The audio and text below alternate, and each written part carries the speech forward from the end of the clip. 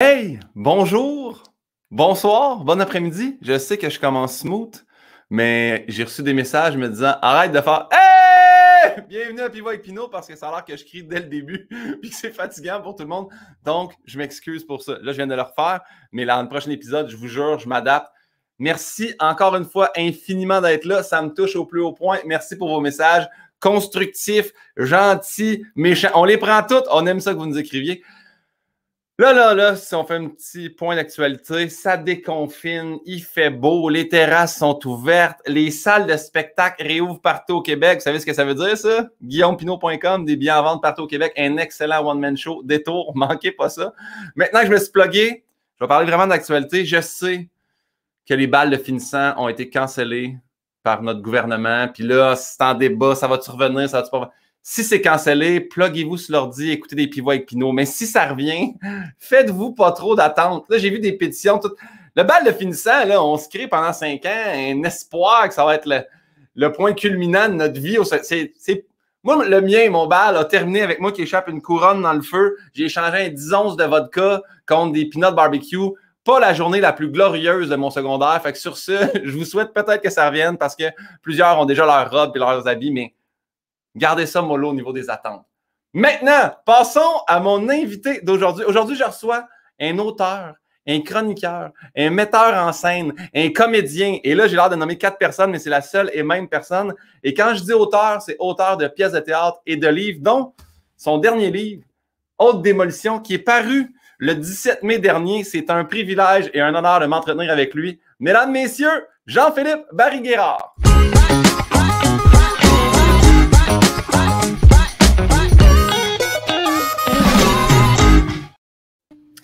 Jean-Philippe! Hey! Comment ça va? Ça va très bien. Hey, moi, sais-tu que je suis même pas allé à mon bal de finissant? C'est vrai? Je jouais au théâtre avec Rita Lafontaine. J'ai l'air de me vanter, mais c'était pas si hot que ça. Mais oui, c'est plus hot que le bal. C'est ça. Mais j'étais un peu jaloux parce que tout le monde a des bonnes anecdotes de bal de finissant. Puis moi, j'ai juste choqué. J'ai laissé ma pauvre amie Esther, que j'étais supposé accompagner tout seul comme une dinde. Elle était un petit peu en crise après moi. Elle m'a pardonné après. Pauvre Esther. Mais honnêtement, je dis ça, je fais un petit peu une blague parce que c'est sûr que j'ai trippé sur mon bal de finissant. J'avais été le roi du bal. Fait que moi, déjà là, ça m'avait... Hein? Je m'attendais aucunement à être le roi du bal. En réalité, c'était Ben Gauvin qui aurait dû être le roi du bal, mais il a été mis dehors de l'école. Fait que par intérim, j'avais été le roi du bal, puis j'étais tellement... Je m'attendais pas le soir du bal. Puis après ça, tu sais, je dis ça, puis j'étais allé à 4 balles de finissant. Fait que, tu sais, je pense 4? que... Oui. J'étais allé à mon bal à moi, le bal de ma copine qui était dans une autre école, puis après ça, j'ai fait un année aux adultes où j'ai accompagné une fille à un bal, puis j'avais une nouvelle blonde qui, elle, terminait son bal aussi. Fait que j'ai fait 4 balles de finissant. J'aimais mieux. Dans ma tête, je m'étais imaginé comme que tu as fait ton bal de secondaire 4. Là, après ça, tu as fait la promo d'après. Là, c'était vraiment une autre blonde plus jeune. Tu as fait la promo d'après. Finalement, tu allé au bal de secondaire 5 de la fille qui était en secondaire 1 quand tu es en secondaire 5, genre. Ce qui n'est pas si pire que ça a l'air bien grave quand tu es en secondaire 5, mais somme toute, c'est 4 ans de différence d'âge, mais bon. Oui, exactement. Ça paraît moins, mettons, 37, 33 que 19, 15, là, mettons. Mais oui, je comprends. C'est plus weird. Jean-Philippe, merci d'être là. Je t'explique, c'est le concept, c'est les questions de Bernard Pivot, entremêlées des questions de Guillaume Pinot, Pivot avec Pinot. Et la première question que je demande à tous, c'est est-ce que tu te souviens de notre lien de connaissance? Je pense, mais honnêtement, je pense que la première fois, ce serait la fois qu'on a travaillé ensemble à Juste pour rire. On s'était-tu rencontrés avant? Non. En fait, je savais même pas qu'on avait travaillé ensemble à Juste pour rire. Je pense que toi, tu le sais pas parce que tu étais sur scène, mais moi, j'étais dans la salle. C'est vrai? Parce que j'étais le metteur en scène d'un gala. Toi, t'étais sur le gala. Est-ce que tu étais sur le gala de Pierre-Luc Funk ou de Laurent Paquin? J'ai fait le gala de Laurent Paquin. Mais c'est ça. Mon premier gala que j'ai fait, c'est celui de Laurent Paquin en... 2018? 2018, ouais, exactement. C'est ça. Ben oui, mais j'étais le metteur en scène du gala, mais je pense que je t'ai pas parlé parce que, tu sais, je veux dire, c'était les cordeaux qui disaient aux humoristes, OK, tu rentres là, tout ça, mais techniquement, on a indirectement travaillé ensemble là. Ouais. Ça, c'est la première fois qu'on aurait travaillé ensemble. Mais la première fois qu'on s'est vus, c'était en 2016, le soir du jour de l'an à 2000. Ah, ben oui, j'avais oublié! Karine Gontier-Heidman. C'est vrai! Ben oui, j'ai une super belle photo de ce jour de l'an-là. C'était vraiment le fun. J'avais complètement oublié. Ben oui. C'était un beau moment. J'ai ouvert toutes les huîtres ce soir-là. Je ne vais pas me vanter, là, mais j'ai ouvert au moins 200 huîtres Bon, mettons 180, il y a du monde qui m'a aidé un peu, mais j'étais très bon. Et puis, tu sais quoi? Sur ces 180 huîtres-là, j'en ai mangé aucune. C'était pas les huîtres? Ah non, moi, oublie ça. Ah. Les huîtres, je comprends pas qu'on mange des huîtres. En fait, on les mange pas, on les aspire, là. Puis le monde qui croque dedans, c'est inacceptable. Ça, c'est moi. Ah! Mais as-tu essayé cuite? Non. Essaye steamé ou cuite au four, là, en Rockefeller, genre avec du fromage, des épinards, tout ça, c'est bien bon. Mais en même temps, tout est bon gratiné, là. Ouais, c'est ça, mais parce que j'ai mangé des escargots gratinés qui étaient, c'est ça, j'aimais le fromage en bout de ligne, mais j'ai essayé, j'étais sur l'émission, là, c'est à Z, c'est Week-end de bois. Mm-hmm. Il invitait un cuisinier, puis on mangeait des huîtres à l'extérieur, puis moi j'ai dit à la prod, c'est sûr, je n'en mange pas, ils ont fait, ben tu sais, juste pour l'effet télévisuel, peux-tu faire moins semblant, puis j'ai fait, ouais, puis quand j'ai fait, à la rentrée, fait que là, j'ai fait, je suis resté de même, puis là, je me suis juste retourné, je fait, puis je l'ai craché dans le banc de neige. Oh mon Dieu! Le chef cuisinier m'a regardé et m'a dit, as-tu craché ton huître? Je fais, OK, là, c'est un échec total. Tout le monde l'a vu. Ils ont-tu gardé ça dans le montage final? Non, ça s'est pas rendu au montage final parce qu'il voulait montrer aux gens que c'était bon de manger ça, mais croquer dans une espèce de larve qui goûte le sel de mer, je sais pas. Moi, je suis pas capable. Moi, j'aime ça, les bouffes weird, même les affaires qui m'écœurent. Tu sais, mettons... Tu sais, t'es en voyage dans une place où la bouffe ressemble à rien. Mettons des pâtes de poulet rôti dans le fin fond d'un village au Vietnam. Go! Une fois, j'étais au Japon avec mon ami Mathieu Enfield, puis on se ramasse dans un genre de petite allée, puis c'est genre plein de petits restaurants, mais genre 10 places. On s'assoit à quelque part, c'est une place c'est juste des yakitori, des brochettes. On est comme parfait, des brochettes, ça va être bon, Chris. Puis on s'assoit, puis le gars à côté de nous, c'est un monsieur, il fait comment ça vous avez trouvé ça, ce restaurant-là? C'est vraiment bon, c'est pas une place de tourisme. On est comme yes, nice. Puis finalement, ben c'était des brochettes, mais c'était juste des brochettes d'abat, puis comme de tiraille, de trucs de même. Fait que là, prendre première bouchée, là, comme. Ah, c'est coriace. Puis là, t'as fait 10 minutes, tu manges, puis c'est toujours pas. La texture n'a pas changé. Puis là, même, t'es juste comme, OK, je vais avaler, tu sais. T'es comme, OK, bon, ben, j'imagine, je vais le digérer. Mais tu vois, ça m'écœurait, mais il y a une partie de moi qui adore ça. Genre, c'est weird, j'ai jamais goûté à ça, je vais l'essayer. Ouais, c'est ça, toi, t'es plus explorateur que moi. Là. Moi, je suis assez comme casanier, qu'on dirait. Je vais pas aller essayer de différentes. Ben, oui, si, mettons, tu me dis, il y a une nouvelle sorte de poutine, Guillaume, puis on n'a pas mis de champignons là-dedans ou d'oignons, je vais être là. Mais si c'est un... J'aime pas les fruits et légumes, c'est ça la base. Ben ça, c'est sûr que... Ben, moi, c'est clair. Tu sais, je veux dire, la ligne est claire. Ton de la bouffe. Ta santé va-tu bien? C'est correct. C'est correct. Je suis toujours un peu étourdi puis fatigué, mais ça, je pense que c'est normal. Non, mais ça, c'est l'âge. Parfait. On y va avec la première question du questionnaire. Quel est ton mot préféré, Jean-Philippe? Sauvage. Oh, wow! Ouais. Tout ce qui est... Puis, tu sais, j'hésite tout le temps, je suis jamais sûr, mais moi, tout ce qui est dans ce champ lexical-là ou disons, dans le groupe de tout ce qui est genre relié à la nature, la liberté, mais qui a une petite part de violence ou d'intensité, j'aime ça. Pour moi, mais tu sais, sauvage, pour moi, c'est pas nécessairement péjoratif, c'est plus comme, tu sais, à l'état brut, c'est rough, c'est intense, c'est lâché lousse. Puis je trouve en plus que le mot, il roule bien dans la gueule. Tu sais, c'est comme le V, tu peux mordre dedans, mais après ça adoucit parce que ça fait un j. Ouais. Mais j'avoue que sauvage, ça sonne sauvage, ça sonne. Ouais. Puis on dirait que tu as mâché du caoutchouc en te rendant compte que c'est des entrailles. On dirait que ça fit avec sauvage. 100%. On va complètement l'opposer, le mot que tu détestes, en fait. Pédoncule. C'est tellement fucking laid. Pourquoi? Je comprends. C'est une belle partie de la fleur, là. C'est dans une fleur, c'est ça, t'as le pollen de crochet après ça. Pédoncule, c'est ça, mais non. Ça se dit mal, t'as raison, ça se dit mal. Pédoncule, j'haïs ça. À l'entendre, je suis d'accord avec toi. Ouais. Parfait. Mon Dieu, cette question-là, je l'aime beaucoup. À la base, c'était votre drogue favorite. On peut la garder comme ça. Sinon, je l'ai adaptée pour votre dépendance favorite. Comme ça peut être moins incriminant dans ce cas-là. J'ai... Tabarnak, j'en ai beaucoup. J'ai beaucoup de dépendances favorites. Bon, moi, je suis vraiment poteux dans la vie, là. J'adore ça. Mais ce qui est drôle, c'est que moi, j'ai pas... Le problème que j'ai, c'est que j'ai pas... Quand je suis au secondaire, j'avais vraiment une vie plate. Genre, tu sais, je faisais pas le party, je buvais pas d'alcool, je fumais pas de weed, alors que, tu sais, ma sœur était tout le temps sur le gros party, puis elle me demandait d'aller coucher chez mes grands-parents quand on faisait des open house chez nous. Mais non, j'ai comme, tu sais, j'ai fumé mon premier bat, je devais avoir genre 25 ans. Puis c'était comme une petite révélation. Ouais. J'adore ça. Tout est plus le fun, man, quand je fume du pot. La musique est le fun. La bouffe est meilleure. Je veux dire, quand j'en fume juste assez, je me trouve bien intelligent et le fun. Bon, il y a aussi les fameuses fois où tu en fumes dans un party, puis là, c'est drôle, une fois, je suis pour la fête d'une de mes amies, tout est cool, la soirée est le fun, tout va bien, genre, c'est vraiment cool, je parle avec le monde, tu sais, j'ai fumé un petit peu, mais genre juste assez, puis je suis dans un bon mood, puis là, on ressort, puis là, t'as mon amie qui est là, qui est beaucoup plus poteuse que moi, là, elle passe le joint, puis là, je tire, je me rends pas compte parce que j'ai bu avant, puis là, finalement, ça se met à moins bien filer. Puis là, je me dis, je vais aller m'asseoir sur le divan dans le coin. Puis là, il y a deux personnes qui sont là. Fait que là, je les écoute parler. Puis au début, ils m'intègrent en discussion.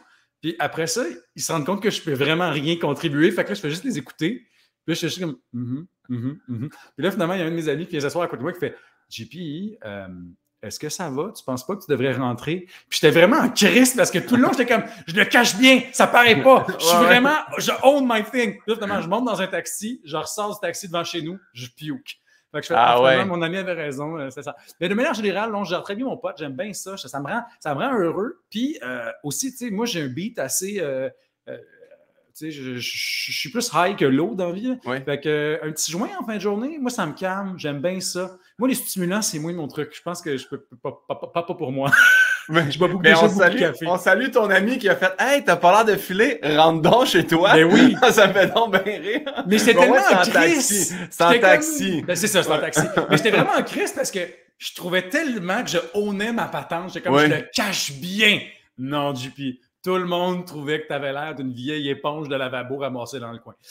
Mais moi, j'ai le souvenir de la première fois, tu sais, parce que tu sais pas aussi qu'il va y avoir les bad trips ou ces affaires-là. Puis le premier coup de ma vie, je pense que je dois avoir 16 ou 17 ans. Puis il y a un de nos amis qui se met à pas filer. Puis là, nous autres, tu sais, de bons ados qui fait comme ah, c'est drôle, mais finalement, il est pas drôle. Puis à un moment donné, il est couché un peu à terre, à moitié divan, moitié sol. Puis là, les gars, j'ai entendu dire que dans ce temps-là, ça prend un verre de lait. Je fais OK, ça va, là. Puis là, après ça, je dis d'autres choses. Ah, peut-être aussi un Joe Louis, je fais des biscuits. C'est comme il est en train de nous demander une commande par rapport, puis finalement. C'était pas faké, c'était, tu sais, il faut quand même prendre au sérieux, c'est un ami, file pas.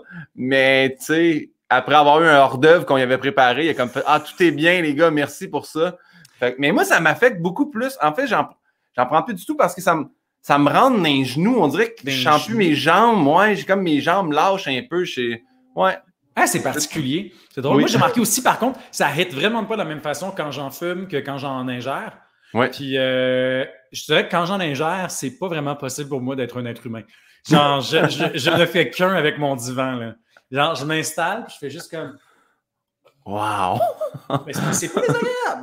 Mais par contre, moi, une affaire aussi que j'ai trouvé vraiment nice, c'est écrire, battre, là. Tu sais, je vais pas faire ma journée au complet, mais comme, mettons, tu sais, à 8-9 heures le soir, je vais genre fumer mon petit bat juste avant de me relire. Je vais genre relire le chapitre que j'écris. Là, c'est pas tout le temps vrai, mais souvent, je le relis, puis je suis comme... Ah ouais, c'est bon. Je le vibe, le personnage, je sens son émotion. Fait que ça m'aide des fois. C'est bon, ah ouais, pas s'auto-admirer, mais s'auto-féliciter, c'est quand même bon, faut le faire. Ça me fait rire parce que juste à côté, tu sais, j'ai reçu l'enveloppe avec le livre, fait que tu sais, j'ai toi ici aussi. Ma grosse là, fait que j'étais comme... j'étais à deux places pendant que je te discute avec... Regarde, je vais te mettre de dos, là, au moins ici, vu que j'étais en vrai. Ben oui, on poursuit. Fait qu'on on y va avec le pot dans ce cas-là, comme le pot, drogue favorite. Parfait. C'est quoi le son ou le bruit que tu aimes le plus entendre? Les vagues. C'est quétaine, hein? Mais j'étais aux îles de la Madeleine la semaine passée, puis man, puis tu sais, moi, je viens de Plessisville, là, fait que ça, c'est bien d'inter, là. Fait que c'est bien beau, là, mais c'est des champs, puis des champs, puis des champs. Fait que le bruit de la mer... J'ai pas entendu ça tant que ça dans ma vie, à part quand on allait à Wildwood l'été. Là, ça fait bien citadin, là, mais moi, quand je vais dans le bas du fleuve ou quand je vais, la famille de mon chum, ils ont un chalet à Tadoussac, puis tu vois, on s'en va là cet été, puis j'ai bien hâte. Moi, là, écouter le fleuve, les vagues, aux îles de la Madeleine, man, regarder le soleil se coucher, puis juste écouter ça. La première journée que j'étais arrivé aux îles de la Madeleine, t'as donné une idée à quel point je suis quétaine. J'ai pris mon téléphone, puis j'ai enregistré 1 minute de bruit de vague, puis j'ai envoyé ça à mon ami Gabriel. Puis elle est comme, bon, c'est super beau, JP, là, mais t'es-tu en train de faire du genre de podcast expérimentalo sensoriel? Puis, ouais, j'avoue, quand t'es pas là... C'est ça. C'était pas de la ASMR, ça. Tu sais, je t'avoue, le ASMR, moi, je réagis pas. Tu sais, je sais qu'il y a du monde qui réagissent vraiment, ça leur donne des frissons. Mais je t'avoue que j'ai déjà écouté un petit peu des fois en travaillant des petits... Puis c'est pas désagréable. Je comprends l'attrait. Du monde qui chuchote. Ah ouais, moi j'ai de la misère avec tout ce qui est... Ben c'est parce que ASMR, moi j'ai souvent vu des ASMR de monde qui mange. Ah mais ça c'est dégueulasse. M'écoeure au plus haut point. Fait que, mais du monde qui chuchote, faudrait que je l'essaye. Mais moi j'aime bruit de l'eau, c'est tout eau confondu. Bruit de vague, bruit de chute, bruit de ruissellement. J'adore ça. Ça, je l'ai j'ai l'application Calm pour me coucher. C'est souvent de la pluie. Ah oui, c'est bon. Dans de l'eau, puis j'adore ça. J'ai découvert, moi j'ai un HomePod dans ma chambre. J'ai découvert que je peux faire là je vais pas le dire, dis mademoiselle, parce que je veux pas l'activer. Peux-tu jouer un bruit de? Puis là, je peux faire genre joue-moi une tempête. Joue-moi du vent, joue-moi les vagues. Puis moi, la petite tempête de pluie dans la jungle, c'est très apaisant. Les fois que je fais de l'insomnie, ça m'aide beaucoup. Ah ben bon truc. Hey, c'est parce qu'à la fin, on a une question, votre découverte, mais ça sera ma découverte pour aujourd'hui. Demander à notre HomePod. C'est stressant parce que tu veux pas. Là, tu fais ah shit, je vais le dire. Le pire aussi, c'est que tu sais, moi, je suis la voix de Radio-Canada. Puis des fois, quand je dis mettons, quand la radio dit, mettons, je suis dans mon char, puis c'est la radio qui est allumée, puis ça dit ici Radio-Canada, mais des fois, elle entend dit Radio. Elle entend son propre nom, puis là, elle s'active, puis ça fuck toute ma vie. Mais c'est drôle parce que nous, on a une ligue de poker les mardis, puis GC, quand je l'appelle GC, souvent, à part elle là. Ça, c'est drôle. Je ne comprends pas votre pocket queen. Puis là, tu fais bon, ça y est, elle vient de dire mes cartes. Mais tu sais, pour vrai. Mais elle a de la misère sur l'ordi, en tout cas, du moins, à part pour rien. Donc, parfait. Fait que là, le son que tu aimes bien, le bruit des vagues, le son que tu détestes ou qui te pogne dans la nuque. Ça, c'est tough parce que je me rappelle, même quand j'étais plus petit, il y avait des bruits, ça me donnait pratiquement le goût de brailler tellement ça m'angoissait. Moi, c'était tous les bruits de glissement de caoutchouc. Fait que des bruits de wiper, des bottes sur un plancher qui font comme des... Puis, je me rappelle quand j'étais au primaire puis au secondaire, le monde aimait ce bruit-là. Genre, ils rentraient dans l'autobus puis ils faisaient crisser leurs bottes contre le plancher de l'autobus. Puis je me rappelle, ça m'horripilait tellement, je devenais tellement agressif. Un moment donné, j'ai failli me battre, en fait, parce que j'ai engueulé un gars. J'ai dit « Arrête de faire ça, tabarnak! » Puis là, je me suis rendu compte qu'il y avait une personne qui avait l'air folle dans l'autobus, puis c'était pas le gars. Mais le pire, c'est que le monde, il ne savent pas, mais un son qui gosse, puis que tu l'entends, c'est vrai que ça te craint en dedans. Fait que toi, la NBA, t'es pas un fan de match de basket. Là. Ce qui est weird, c'est que dans un gymnase, ça me dérange pas. Fait que moi, des bruits de crissement de souliers dans un gymnase, non. Mais quand c'est du caoutchouc mouillé, il y a quelque chose de différent. Il y a une petite fréquence de plus qui fait que ça marche pas. Mais là, ce qui est bien, c'est que ça s'est calmé. Les wipers, maintenant, je peux tolérer. Ce qui est quand même pratique parce que quand tu es un adulte, tu sais, ça arrive quand même souvent dans la vie que tu conduis puis qu'il pleut. Mais les bottes, c'est encore difficile, je te dirais. C'est encore tough. Mais moi, les wipers où je te rejoins, c'est être dans la voiture passager ou un taxi, un Uber, peu importe. Puis là, il n'y a plus de pluie, puis les wipers continuent.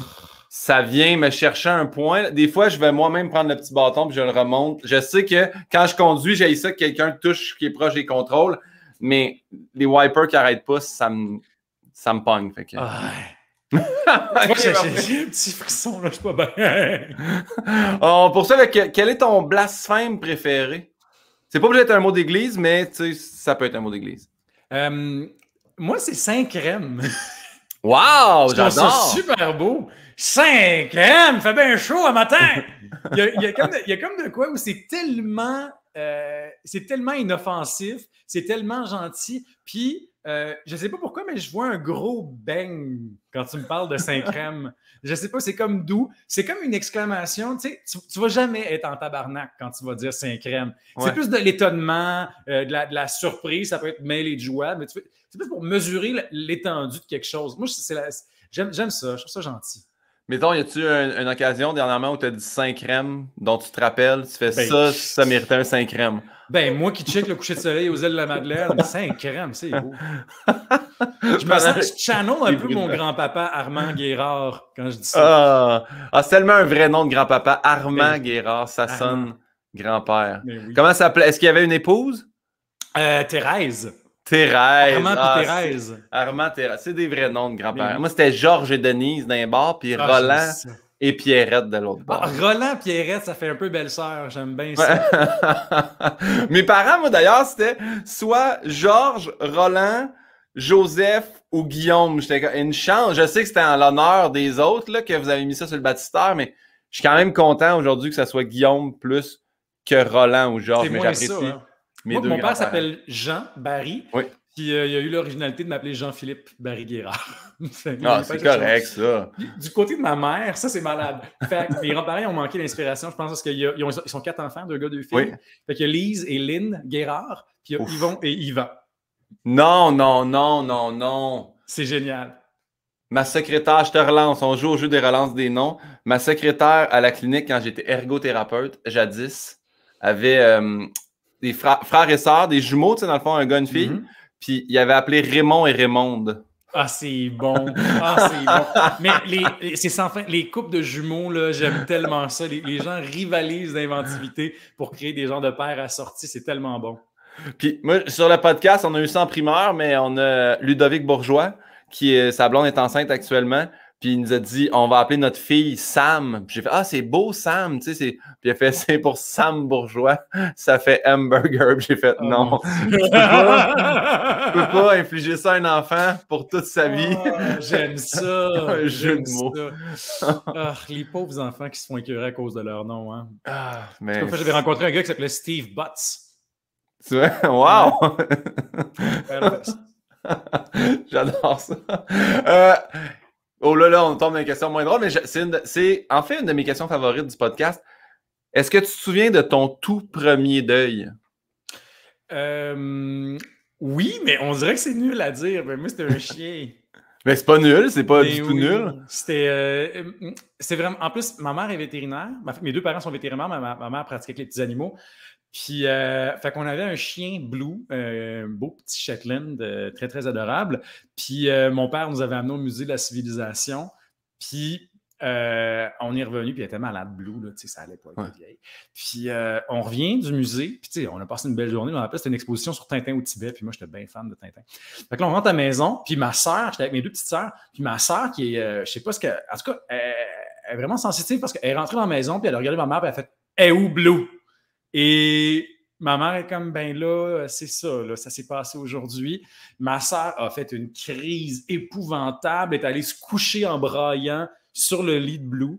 Puis je me rappelle que c'était weird parce qu'on était vraiment fâchés contre ma mère. Tu sais, quand ton chien est malade puis que tu l'amènes chez le vétérinaire, un moment donné, tu fais, tu sais, ça se fait. Puis là, ma mère a comme... Je pense qu'elle a voulu nous protéger, fait qu'elle l'a fait dans notre dos. Mais là, on était tous en crise contre elle. C'est une drôle de situation, pareil. Est-ce que c'est elle qui a procédé à l'euthanasie? C'est ça. Ah oui, en plus. Ça, mon Dieu, fait ça doit être c'est spécial, pareil. Puis les deuils d'animaux, c'est pas facile. Je sais que c'est pas, pour des gens qui n'ont pas de chien, c'est peut-être ça a l'air bien nono, là, mais moi, j'ai mon chien maintenant à moi de ma vie d'adulte, qui est mon premier que j'ai eu tout seul. Là. Puis je t'avoue que, mettons, mon chum est un peu nono. Là. On arrive avec le chien à la maison. Ouais. C'est l'affaire la plus cute au monde, tu sais. Puis là, mon chum, il n'a jamais eu de chien, il fait « Mais là, combien de temps ça vit un chien? » Là, je fais une quinzaine d'années à peu près. Il est comme « Hein? Mais là, elle va mourir. » Là, je suis comme « Mais là, Christ, tabarnak! » Sois pas triste tout de suite. Là, oui, c'est ça. On a un bébé chien de 3 mois dans les mains. Puis là, tu es déjà en train de te préparer à faire ton deuil. Calme tes nerfs, là, ça va. Hey, mais nous aussi, là, depuis qu'on a... C'est quel type de chien que vous avez? C'est un lévrier. OK. Ah ouais, crème. Nous, on a un Golden Retriever. Puis les premières semaines qu'on l'a eu, je me rappelle une fois, elle était montée sur le divan, puis j'étais comme distrait à faire d'autres choses, fait que j'ai juste tassé pour pas qu'elle monte, puis j'ai mis un doigt carré dans l'œil, là, tu sais, ça... Puis là, j'ai fait, ça y est, j'ai crevé un œil, puis là, tu sais, elle garde son œil fermé, puis quand j'y ouvre, je vois plus l'œil. Et là, Hey, anéanti, là, je dis à Nelly, viens-t'en ici, ça marche pas, il y a quelque chose. Là, je prends le chien, on s'en va à l'urgence médicale DMV à la Chine. Finalement, c'est là que j'ai appris qu'un chien, ça avait 3 paupières, puis qu'il était juste collé. Ils ont juste fait, non, regarde, poup, poup. Et là, ils ont fait, ton chien est A1. Ça va faire 2000 $. Oui, exactement. Ça m'avait coûté 180$ pour me faire dire, elle a absolument rien, là. Fait que, mais c'était bien investi pour savoir qu'il y a 3 paupières sur un chien. Au moins, c'est rassurant. Ouais. Ah, ben, on salue Blue. Puis c'est quel type de chien, Blue? Un berger Shetland. Fait que c'est comme un mini collé. Ah! Très, très majestueux, là, avec le beau, la belle collerette de poêle. Tout ça. C'est formidable. Mais ben oui, je pense qu'en fait, c'est tout à fait normal, les deuils d'animaux. C'est souvent ça quand on est plus jeune. Là. Puis, t'avais quel âge à peu près? Je devais avoir 7-8 ans. OK, c'est ça. C'est pas mal les âges qu'on... Nous, on a... Ben, moi, en fait, le chat que j'ai eu quand j'avais 7-8 ans, il restait à la maison plus longtemps que moi. Moi, je suis parti, puis notre chat s'est rendu jusqu'à 21 ans.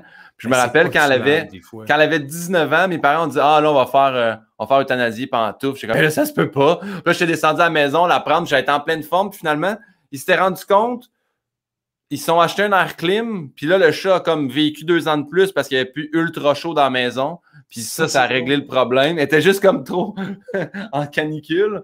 Mais 21 ans, je me rappelle une année d'arriver chez nous pour faire « Ah, pantoufle. » Puis on fait « Non, là, ça fait genre 1 mois qu'on n'a plus de pantoufles. » J'étais comme « Ah, mon Dieu Seigneur. » C'est 21 ans le chat. Puis, ce qui me fait capoter aussi, c'est il y a quelques années, je pense qu'en 2017, ma mère a euthanasié aussi un autre chien qu'on a eu après que j'ai adoré, qui s'appelait Tempête, qui était un lévrier aussi. Puis il avait 16 ans, il avait eu une bonne vie. Mais on a encore un autre chien chez ma mère. Puis c'est elle qui vivait un deuil vraiment, vraiment épouvantable. Ouais. Elle ne voulait plus manger. Elle cherchait partout dans la maison. Elle était en train de se laisser mourir. T'sais. Il a vraiment fallu que ma mère travaille super fort pour redonner la joie de vivre, genre.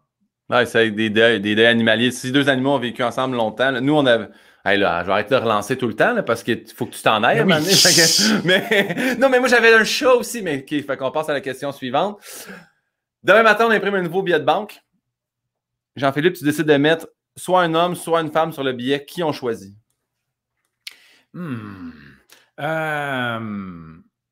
Céline Dion. Yes! Les gens aiment beaucoup. Céline est revenue à quelques occasions. Pour vrai? Fait que je relance la question en faisant quelle est la quote qu'on met en dessous du billet pour Céline?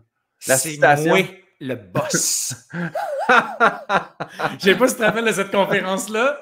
Elle parlait de René, là. Elle était là pour annoncer sa nouvelle ligne de sacoche, je sais plus. Puis elle a juste dit, c'est maintenant, à cette heure, c'est moi le boss. Elle n'avait pas René directement, mais j'ai l'impression que René devait se sentir concerné. Le plus drôle là-dedans, c'est que moi, je suis même pas fan de Céline. Je m'en calisse de sa musique. Mais je trouve que comme personnage de la culture pop, elle est tellement divertissante. Surtout depuis que René est mort, là. C'est rien contre René, mais on dirait qu'elle est devenue un peu crazy, genre, c'est devenu ta tante cool. Elle est toujours un peu gorlot à Noël, là, puis elle parle un peu plus fort que les autres, puis elle est vraiment drôle. Il y a comme de quoi dans ce personnage-là que j'adore. C'est comme un peu, et là, je veux pas, c'est pour les fans finis de René, mais c'est comme si le père était décédé, puis elle fait, là, j'ai ma crise d'ado, là. Là, c'est justement, c'est moi le boss, là. Là, elle se garde, puis elle fait tout ce qu'elle veut, là. Fait que, parce que, mine de rien, c'est quand même une femme qui a dû, tu sais, elle a quand même probablement vieilli beaucoup plus vite que la majorité des filles de son âge, là. Tu sais, je dirais, elle était ado, elle avait une carrière internationale, fait que c'est même pas, tu sais, c'est pas qu'elle a été abusée ou qu'elle a eu une vie difficile, c'est juste que il y a des affaires que tu n'as pas l'occasion de faire quand tu as autant de responsabilités aussitôt, tu sais. Puis elle a dû avoir une vie assez rangée parce que c'est pas vrai que tu peux être sur le gros party puis avoir ce genre de carrière-là, tu sais. Cette voie-là, en partant aussi. En plus, là, tu fais pas ton 2 paquets du Maurier, là, tu sais, en buvant 8 la cigarette et scotch. Ouais, c'est ça. Non, elle est assez relax à ce niveau-là. Parfait. Ben, Céline Dion, c'est moi le boss. J'adore ça. Quelle valeur de billet? Au moins un 50. Au moins. Une place où ils le prennent pas toutes, ils respectent trop la valeur du billet. Non, ici, on ne prend pas les 50 et les 100. Mais c'est juste parce qu'on ne veut pas abîmer ça. Le métier que tu aurais détesté faire? Parce que déjà, tu en fais pas mal de métiers. Là. C'est drôle parce que j'ai quand même voulu être médecin un bout. Puis, parce que, tu sais, j'ai 2 grandes sœurs qui sont médecins, puis j'ai une sœur aussi qui est infirmière, j'ai 4 sœurs. Puis, finalement, j'y repense, puis j'aurais fait un mauvais médecin, d'une part. Puis, deuxièmement, en fait, c'est tellement stressant de te dire que si tu te gourres, tu peux tuer du monde. Tu sais, moi, si je fais une erreur, il n'y a pas grand-chose de grave qui peut arriver. Il y a du monde qui m'ont écrit parce qu'ils avaient trouvé des coquilles dans mon livre. Je fais « Ah, merci », je vais juste comme dire ça à l'éditeur, comme ça, à la réimpression, on va corriger la faute, tu sais. Une fois, je me rappelle, mon père avait été hospitalisé parce qu'il y avait une appendicite, puis l'infirmière avait mal programmé le soluté pour la morphine, mais il y avait genre une virgule qui était placée à mauvaise place. Fait que c'était comme une dose qui était assez pour un cheval, tu sais. Oh, ma mère est à côté, puis elle sait comment ça marche ces machines-là, tu sais, vu qu'elle est vétérinaire, elle fait « Ça marche pas, cette affaire-là, ça marche pas. Voyons, Chris. Voyons. » Fait que là, fait venir l'infirmière, puis elle est comme là, on va reprogrammer ça parce que là, c'est pas la bonne dose, tu sais. Puis finalement, ben, c'est ça, effectivement, c'était juste une erreur, mais une affaire d'une virgule, hein? Fait que, ben, c'est ça, tu peux tuer du monde, une virgule, quand t'es médecin ou infirmière. Moi, la virgule à mauvaise place, il n'y a personne qui va subir ça. Les gens font juste dire, t'avais une erreur de virgule. Merci, bonsoir, j'ai tué personne. Mais sinon, ça me fait rire parce que c'est Yann qui me dit, sinon, se mettre le monde de l'humour à dos, ça, c'est pas grave, là. Pas... Oh, qu'est-ce qui peut arriver, hein? que le monde crève mes pneus de char un peu. Non, y a-t-il quelque chose de plus flatteur que d'avoir des ennemis? Ouais, c'est ça. C'est ça dans le sens que tout le monde en parle, puis que ça soit bien ou en mal. Mais pour vrai, moi, personnellement, ben, c'est parce que je me suis pas reconnu dans le livre à date, fait qu'au moins, je me dis... pense que c'est bon signe. Oui. Mon éditeur m'a dit, pour vrai, le monde qui va être en crise dans le livre, puis parce qu'ils se sont reconnus, c'est ceux qui ont quelque chose à se reprocher. Ah oui, bon, mais je suis très heureux dans ce cas-là. Je me reconnais un peu dans Laurie, peut-être. Non, je sais pas, ça n'a pas rapport. Mais, Laurie, c'est une des gentilles dans le livre. Fait que oui, à date, je l'adore. Non, mais sinon, autre truc que Yann a relancé, est-ce que tu aurais envie d'écrire un livre sur les médecins? Je pense qu'il y aurait quelque chose d'intéressant à faire. Moi, j'ai l'impression que je vais peut-être toucher à ça un moment donné. Je ne sais pas quand, je ne sais pas comment, mais parce que j'ai beaucoup d'amis médecins, puis j'ai mes grandes sœurs, justement, puis j'ai quand même pas mal d'anecdotes. Puis moi, je trouve ça aussi intéressant parce qu'il y a une affaire que j'aime beaucoup en médecine, c'est qu'il y a des clichés de personnes types selon la spécialité, mettons. Puis c'est drôle parce que je parlais avec le chum d'une de mes amies qui est urgentologue, puis il savait même pas, il savait que ma soeur était médecin, mais il savait même pas du tout c'était qu'est-ce qu'elle faisait. Fait que là, je fais, mais c'est quoi le cliché là, de l'urgentologue? Il fait, urgentologue, la misère à se concentrer, sportif, il va faire genre du parachute, du vélo de montagne, du snowboard hors-piste, tout ça. C'est vraiment fucking drôle parce que ma soeur est vraiment une hyperactive qui a fait du sport de compétition de haut niveau assez longtemps, puis là, elle fait de la compétition de vélo de montagne. C'est genre elle a accouché, puis 3 semaines après, elle était sur son vélo de montagne. C'est ce genre de personne-là. Fait que j'étais comme, OK, c'est vraiment drôle parce qu'elle confirme vraiment le cliché. Fait quoi, tout cet univers-là, il y a de quoi à faire vraiment éventuellement. Ben, il y a de quoi. Ben, juste ton affaire de virgule que disait tantôt un médecin qui par erreur, tue quelqu'un. Bref, moi, je sais que quand j'étais ergothérapeute à la clinique, on avait les parties à la fin, là, soit de Noël ou les parties de fin d'année ou ces trucs-là. Puis on se ramassait à jaser avec du monde puis qui nous jasait de médecins puis il disait « Hey, moi, j'ai déjà été dans un party de Noël où il y a un médecin qui est appelé d'urgence, mais clairement, il est genre sur son 7e brandy, là, puis il s'en va faire une opération. Là, il se rend en taxi. Là, tu fais comme... Il y a un peu de ça aussi. Là, c'est sûr qu'il y a des opérations qui sont faites en haut de 0.08. Là. Fait que c'est tout ça aussi. Mais oui, c'est ça. Puis juste de maintenir ce niveau-là, disons, d'être alerte tout le temps, ben pas 365 jours par année, mais tu sais, je veux dire, il y a tout le temps quelque chose qui peut arriver. Prendre l'avion quand t'es médecin, puis que là, on a besoin d'un médecin dans l'avion. Tu sais, justement, ma soeur, ça y est arrivé une fois, puis elle est comme, t'as pas le goût de lever ta... Des fois, tu veux juste avoir la paix, mais t'es comme, oui, je suis médecin. Finalement, le monsieur, il a eu un malaise. Là. Tu l'étends en terre, tu lui mets une serviette fraîche sur la face, puis c'est tout. Lève les pieds, puis... Mais elle se fait upgrader en première classe, fait qu'elle est contente. Ça, c'est bien, ça. Parfait. On poursuit avec la prochaine question, qui est, si la réincarnation existait, que tu crois à ça ou non, en quoi tu aimerais revenir? C'est pas super original, mais j'aimerais tellement ça être un chien. T'es le premier qui dit ça. Pas vrai?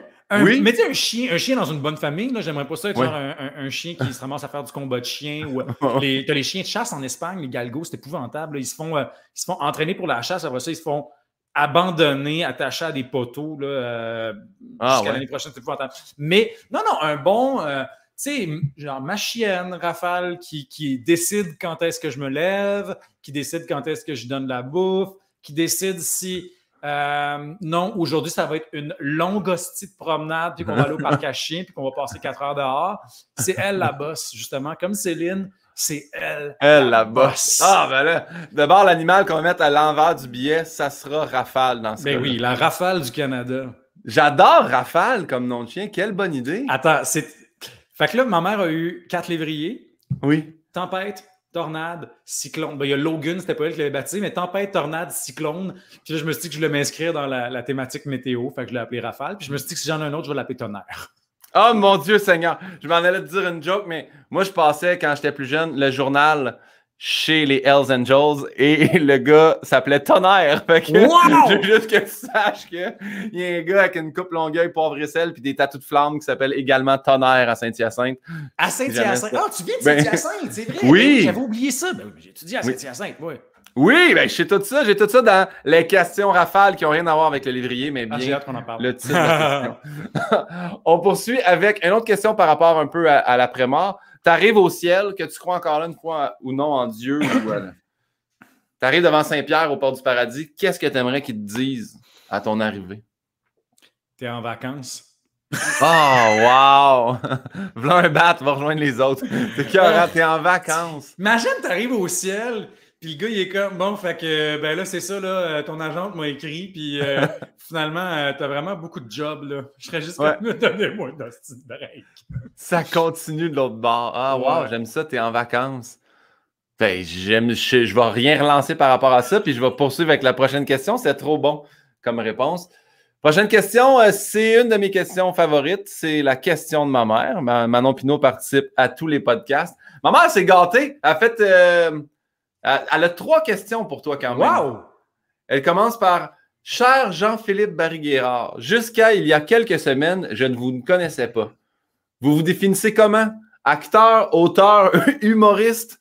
Comment jonglez-vous avec cette nouvelle reconnaissance accentuée? » Point d'interrogation. Ah, c'est intéressant. Définitivement, première étiquette, ça va être auteur parce que je te dirais que je passe principalement mon temps à faire ça, là, en termes de ce que je fais dans mon année. Puis comment je deal avec ça? Ben, je te dirais que je me suis pas mal enfui. Après, tout le monde en parle. Je tombais en vacances le lendemain matin. Puis ça a comme fait du bien parce que j'avais aussi, c'est fou, mon téléphone a explosé. Puis là, je suis encore en train de répondre à des messages de monde qui m'ont écrit. Puis c'est ça qui est calisse aussi, c'est quand même fatigant répondre à tout le monde, dans le sens de c'est quelque chose qui prend beaucoup de temps, tu sais, pas que c'est gossant, mais fait quoi, c'est quand même de la gestion de temps. Fait que oui, ben, je te dirais que je gère bien ça, mais je me rends compte que c'est beaucoup de job. C'est plus épuisant que tu pensais. Puis tu sais, on s'entend-tu, là, je suis pas Sarah-Jeanne Labrosse, là, mais tu sais, je me disais, tu sais, j'en ai plein d'amis comédiens, mettons, qui font beaucoup de télé, puis je fais comment tu gères ça, man? Ça doit être beaucoup de messages quand même, puis si tu veux maintenir ce lien-là, parce qu'au final, c'est cool aussi. Puis tu sais, moi, j'ai intérêt à avoir un certain lien sur les réseaux sociaux avec mes lecteurs. Moi, j'aime ça quand le monde me dit bravo, merci pour ton livre, d'une part. Puis après ça, quand je sors un livre, ben, la fois d'après, ben, le monde est comme genre yes, j'ai hâte. Tu sais, mes œuvres circulent à cause de ça. Fait que je dirais pas que j'ai besoin de l'entretenir, mais moi, ça me tente. Mais ouais, c'est la job. Mais en fait, tu sais, parce que là, je dis ça, c'est sûr que le monde qui te voit, tout le monde en parle, qui est comme l'émission la plus médiatique, je te dirais, au Québec. Là, ça vient d'arriver, puis tu reçois les messages-là. Mais est-ce que c'est un peu comme tu dis, justement, les amis acteurs ou actrices?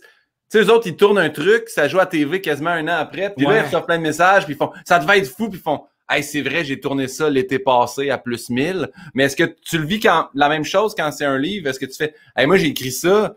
Le temps que ça a été publié, tu sais, ça fait longtemps déjà ou je sais pas comment, si tu comprends ma question. Oui, absolument. Clair, puis, non, je te dirais que j'ai moins de déconnexion parce que, tu sais, quand tu tournes sur une série, tu sais, même si c'est un gros rôle, il reste que tu es juste un élément quand même d'une plus grosse production, tu sais, puis tu n'as pas été investi là-dedans du jour 1 jusqu'au jour final. Tu sais, tu n'as pas été là de l'écriture de la première ligne à la dernière séance de montage. Tu sais, tu es là pour tes 30 jours, tes 35 jours de tournage, ça reste intense, tu sais. Mais je pense que c'est facile à un moment donné d'oublier le projet. Tandis que, tu sais, moi, le livre, ben, il m'habite fucking longtemps. Il y a le moment où j'ai la première idée que je vais l'écrire. Après ça, je me mets à faire ma recherche. Après ça, je commence à l'écrire. C'est long, tu sais. Fait que je mets beaucoup de temps.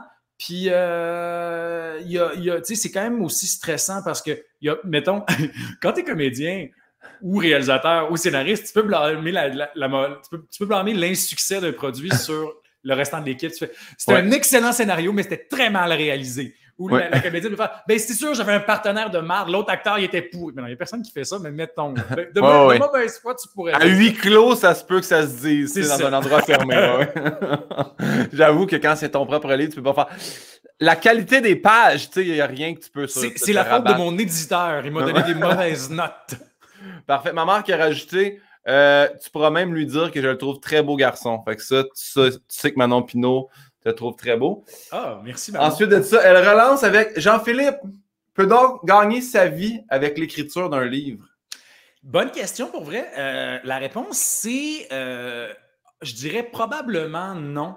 Ça va probablement être différent avec Haute Démolition parce que d'après Bailey, il vend vraiment beaucoup. Mais même si je vivais juste du livre, ce serait pas si payant que ça. Tu sais, je pense que j'arriverais peut-être un peu en dessous du salaire médian canadien, ce qui est quand même bon, ce qui est bien, là, ça me mettrait dans la classe moyenne. Mais par contre, ce qui aide, mettons, des gens qui veulent écrire uniquement à temps plein, tu peux demander des bourses du Conseil des arts pendant l'écriture de ton roman. Tu sais, ça, c'est pas tout le monde qui l'a, mais des fois, tu peux aller chercher un 10-15 000 avec ça. Fait que ça permet de compenser les ventes qui sont pas si payantes que ça, parce que sur le prix d'un livre, tu fais 10 %. Fait que moi, je pense que tu vois, Haute Démolition, il se vend 28 $. Moi, je fais 2,80 $. Ça a l'air peu, mais tu sais, il reste qu'il y a quand même beaucoup de choses là-dedans parce que je pense que mon éditeur, lui aussi, fait 10 %. Fait que c'est quand même moitié-moitié. Plus, après ça, tu sais, il y a des coûts d'impression, il y a un distributeur à payer, il y a le libraire. Fait que il y a... Puis il est beau ton livre, tu sais. Il est super beau. Puis cette question-là, je sais qu'elle pose parce qu'en ce moment, moi, pendant la pandémie, l'humour est tombé au point mort que je me suis mis à écrire à temps perdu, sans pression. Puis là, j'ai dit ça à mon gérant, qui a dit ça à la relationniste de presse, qui, elle, est allée rencontrer les éditions Cardinal qui ont fait « Ben, nous autres, on signe ça. » Fait que là, j'ai signé avec les éditions Cardinal. Fait qu'il faut que j'écrive ce livre-là. Fait que ma mère, elle se demande si vraiment... Fait que... Mais c'est une très bonne question, mais c'est ça aussi qu'ils m'ont dit. Quel format? Veux-tu des impressions? Veux-tu des dessins dedans? Fait que tout ça, c'est des coûts auxquels les gens ne pensent pas, mais ça revient... Vraiment. Mais par contre, l'affaire qui est, tu sais, mettons, moi, une des raisons pour lesquelles je travaille comme chroniqueur à la radio, puis que je suis quand même dans les médias, ben c'est à cause de mes livres. Tu sais, fait que c'est pas directement relié, mais il reste que c'est une façon que les gens, que les auteurs peuvent finalement monétiser leur art. Tu sais, je sais qu'il y a beaucoup d'auteurs, je pense qu'il en fait moins maintenant, mais Simon Boulris, au début de sa carrière, il faisait énormément de rencontres dans les écoles. Ça, t'es payé quand même, ces animations, t'es payé pour ça. Puis, tu sais, il y en a plein là, du monde qui finissent par faire. Moi, je fais de la radio aussi beaucoup à cause de ma carrière d'auteur. Puis ça, ben, ça me fait rentrer de l'argent. Puis effectivement, là, ça permet de vivre raisonnablement plus. Merci pour ça. Puis l'autre, tu as répondu un peu quand même, parce qu'elle disait quel est ton processus de création, mais tu disais tu fais ta recherche, tout ça, tu t'installes. Est-ce que tu écris très rapidement ou tu sais, c'est étendu? Comment tu. Je dirais que c'est drôle. La réponse est oui et non. C'est-à-dire que de la première ligne à la dernière ligne, il peut y avoir vraiment un très long moment. Là. Des fois, là, ça peut être jusqu'à 1 an. Mais souvent, ce qui va arriver, c'est que je vais écrire là, 30 pages, là, un chapitre, juste pour avoir un feel. Souvent, je trouve que c'est de la merde.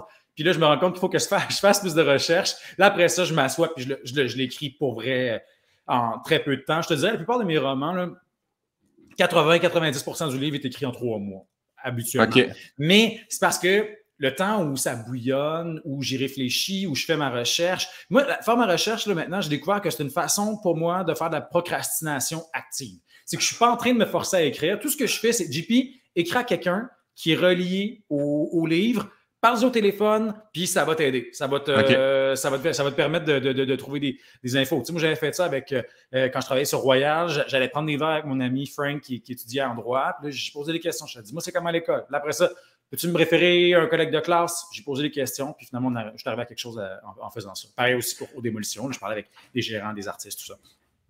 Parfait. Je te le pose tout de suite parce que je me l'étais mis en rafale, mais à moins que je me trompe, puis je suis dans le champ, puis que ça remonte à 2016, justement, jour de l'an. Mais est-ce que je suis fou ou est-ce que tu nous as dit que tu avais écrit genre un livre en 9 jours? 9 jours? J'ai déjà écrit une pièce en 9 jours. Ça, j'ai fait ça. Sinon, ce que j'ai fait, Royal, ça, c'est malade. Royal, j'ai écrit le livre au complet, puis finalement, c'était de la merde. Puis j'ai réécrit 40 000 mots sur le 60 000 à peu près en 3 semaines. Fait que ça, c'était... Mais je te dirais que j'ai pas beaucoup vu la lumière du jour quand je travaillais sur ce livre-là. Quand même, mais bravo pour ça. Mais j'avoue que si à un moment donné, tu pognes quelque chose puis ça part, l'étincelle est là. Fait que parfait. On est rendu, d'ailleurs, je vais enlever ma mère de l'équation. Bye bye, Manon. On est rendu aux questions rafales personnalisées. Donc, je te donne 2 choix. Tu choisis un ou l'autre. Tu peux t'expliquer. Tu peux donner du mérite aux 2 choix. Tu peux dire c'est celui-là, puis je t'explique pas pourquoi. Je le garde pour moi. Il n'y a pas de bonne ou de mauvaise réponse. Donc, le damné de la Chine et autres comptes crades ou tranche-cul? Tranche-cul. Le dernier de la Chine, c'était le fun, mais tu sais, j'étais tout jeune, puis c'était un show de conte, de conte urbain. Donc, conte urbain, c'est du genre de. C'est quelque chose qui est à mi-chemin entre le théâtre et le stand-up. C'était moi qui étais tout seul. Fait que, tu sais, il n'y a pas de quatrième mur, il faut que tu sois vraiment en connexion avec le public, c'est vraiment le fun. Mais j'étais candide, j'avais pas l'expérience, puis tu sais, j'écrivais comme je pouvais, mais j'étais pas un génie de l'écriture, disons. Tranche-cul, c'était malade pour moi parce que je commençais vraiment plus à toucher au thème que j'aime beaucoup. Puis j'avais une grosse distribution. Là. Il y avait 14 personnes. Il y avait Karine Gontier-Heinemann là-dedans, Pierre-Yves Cardinal, Mathieu Enfield, Anne Trudel, David Strasbourg, plein de monde que j'adore. Puis il y avait comme de quoi de super trippant. C'est un show expérience. Tu sais, le spectacle, c'était 2 estrades qui se font face. Puis il n'y avait pas de scène. Fait que le monde venait s'asseoir dans le théâtre. Puis il se disait, mais là, est où la scène? Est où la scène? Est où la scène? Puis finalement, le show, ben, c'était le public. Il y avait 14 acteurs qui étaient assis dans le public, puis ils se levaient. C'était comme un genre de forum où les gens prenaient parole, mais c'était toutes des opinions de marde. Fait que c'était tout le monde qu'on haït sur Facebook qui se mettait à clamer leur opinion. Puis c'était comme super fâchant, puis en même temps super cathartique parce qu'on laissait sortir le méchant. C'était vraiment un bon show, j'étais content. Mon Dieu, je me lance des fleurs, mais j'y repense, c'est un show dont je suis très fier. Ah, mais bravo. Ben, est-ce qu'il y a des pièces comme ça qui vont soit revenir avec le temps ou tu sais, que. Puis là, t'en parles, je suis comme, ah mon Dieu, c'est le genre d'affaires que ça, j'aimerais voir. C'est comme une expérience immersive, mais en même temps, théâtre. Ben oui, j'aimerais ça la remonter un jour, je le sais pas. Écoute. J'aimerais vraiment ça. Moi, ce que j'aime, il y a certaines des pièces qui ont été rejouées, pas par moi. Tu sais, il y a Baiserie qui a joué quelques fois, ça jouait à Québec. Il y a La Singularité proche aussi qui a été rejouée à Québec aussi, je crois. Elle a failli être jouée en Allemagne, mais finalement, le projet a annulé. Mais j'aurais tellement été excité de voir la pièce en allemand. Oui, Tranche-Cul, ça a joué en Angleterre. Ça, j'étais vraiment content. La traduction était super bonne. Puis j'ai réussi à aller le voir. Puis ça, c'était vraiment spécial de la voir comme avec une autre gang complètement dans un autre pays. J'ai trippé. Wow, c'est donc, félicitations pour ça. Ça, je savais pas ça que ça avait été exporté. C'était vraiment cool.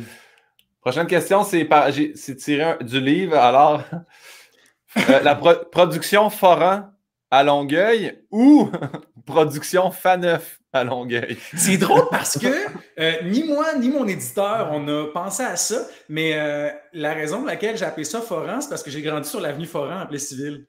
Ah! Hey, moi, je disais ça, puis je suis comme, mon Dieu, si tu fais neuf, c'est à Longueuil. En plus. Oh là là! Parce qu'en plus, c'est mon producteur, fait que moi, ça me fait rire. Oh mon Dieu! Non, j'ai même pas pensé à ça. Puis c'est drôle parce qu'il y a une couple d'autres affaires dans le livre où le monde m'a dit, ah, mais oui, tu sais, cette anecdote-là, tu sais, que l'humoriste après, blablabla. J'étais comme, ah, mais ça, je l'avais inventé. Ah ouais, c'est ça. Tu penseras à ça pendant la scène des Oliviers. Il y a du monde qui pensait que je m'étais calqué sur une vraie anecdote. Puis finalement, ça a l'air que c'est... Non, c'est ça, moi, je l'avais inventé. C'est très drôle, des fois, la réalité de l'émission. J'ai hâte d'arriver là. Ouais. Parfait. Prochaine question. Jean ou Philippe? Comme mon chum s'appelle Philippe, je choisirais Jean. Parce que ça, c'est tout le temps, là, tu sais, comme Jean-Philippe et Philippe, ben, c'est déjà quand même moins pire. Il y a une de mes amies, son père a fait son coming out dans la cinquantaine, il s'appelait Yvon Boucher, puis il s'était fait un chum qui s'appelait Yvon Boucher. Oh, wow! Fait que là, quand il y avait du courrier, il fallait vraiment checker. Bon, y a-t-il un numéro d'assurance sociale ou une date de naissance? Parce qu'il faut être sûr que c'est adressé au bon Yvon Boucher. Mais ouais, non, juste parce que ça, c'est quand même. Tu sais, comme quand t'es gay, là, déjà l'affaire du. En plus, les deux, on est genre brun, puis on se ressemble un peu. Ça arrive des fois que le monde pense qu'on est des frères. Fait que ouais, si j'aime beaucoup la main, ça va être Jean. Parfait. Et là, on poursuit dans la même lignée. Barry ou Guérard? Barry, ça veut dire que c'est quelqu'un qui a l'origine du nom, c'est pour le monde qui avait une shape de Barry. Donc, un peu costaud, petit, large. Toxon, on peut dire toxon. Ouais, toxon, c'est bon. Guérard, ça vient du germanique, en fait, puis c'est relié à la racine du mot guerrier. Fait que moi, je dirais avec Guérard parce que... je comprends. J'ai aimé l'explication, d'ailleurs. OK.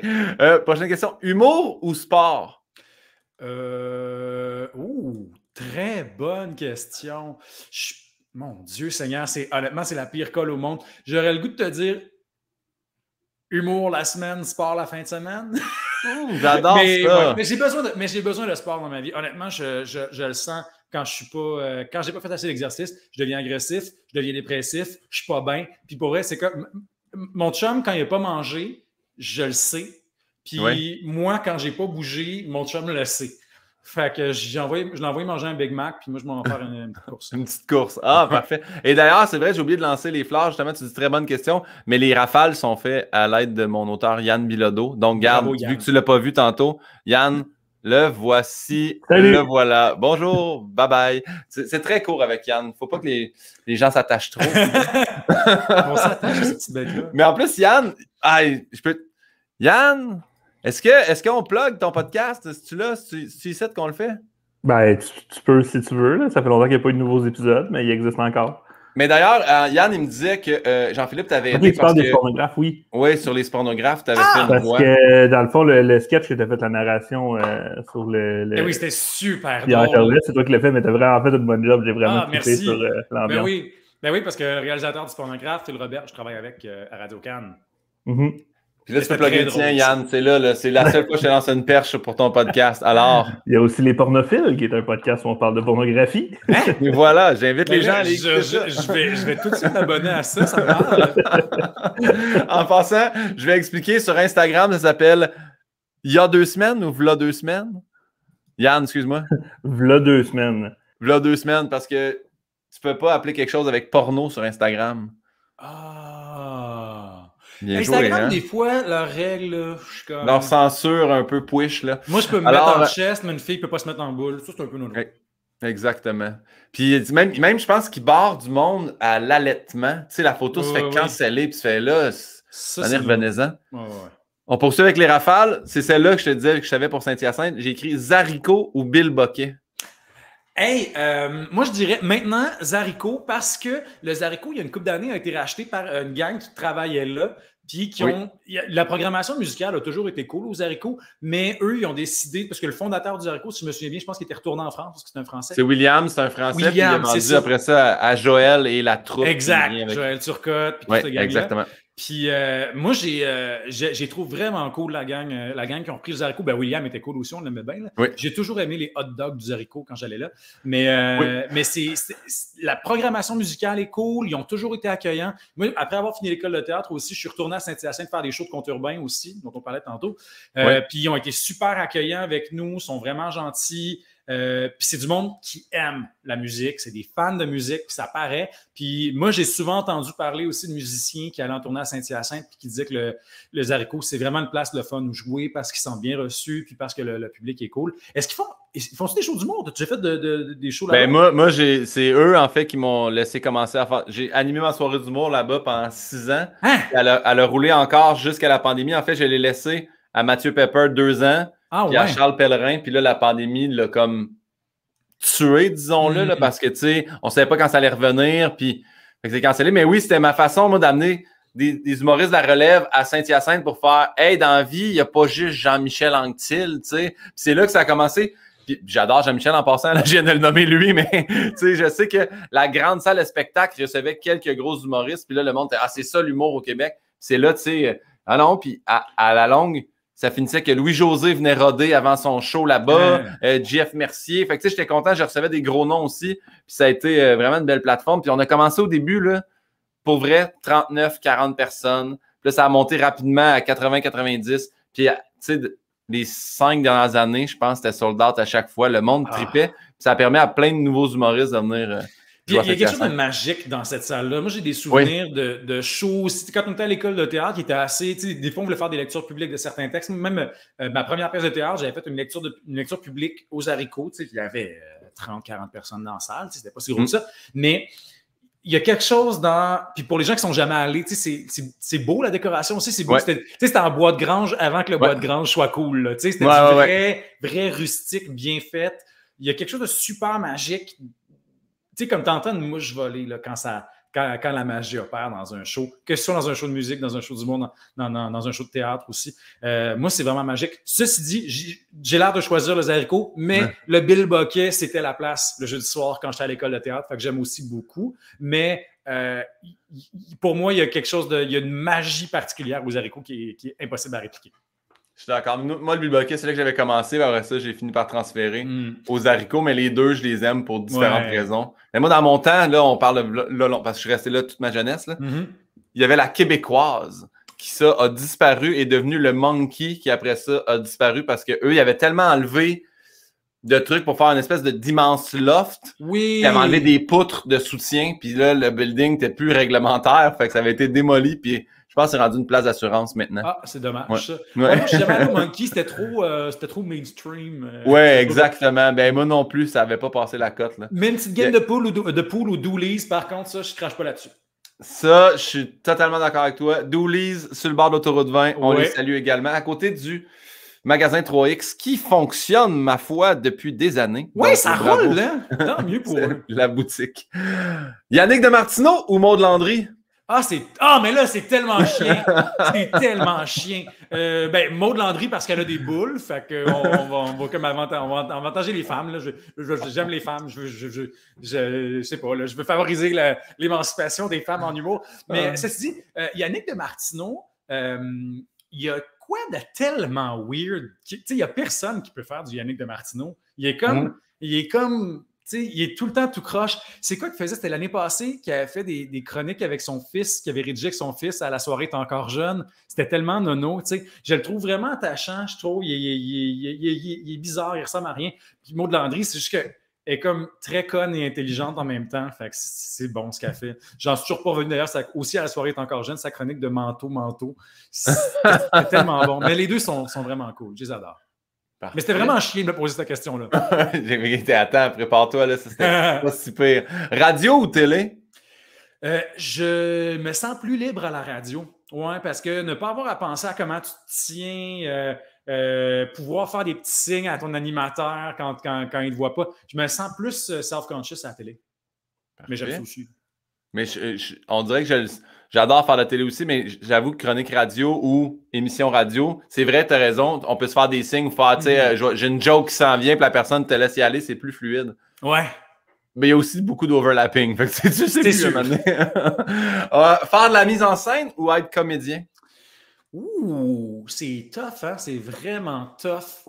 En fait, pour moi, la condition serait, est-ce que j'écris beaucoup aussi on the side? Si j'écris beaucoup on the side, je te dirais comédien parce que je sais que ça a l'air nono à dire, là, mais comme comédien, maintenant, je travaille plus tant comme comédien, mais je fais quand même genre quelques journées de tournage par année, une fois de temps en temps. Tu vois, sur ma série cet été, j'ai un petit rôle, fait que ça va être cool.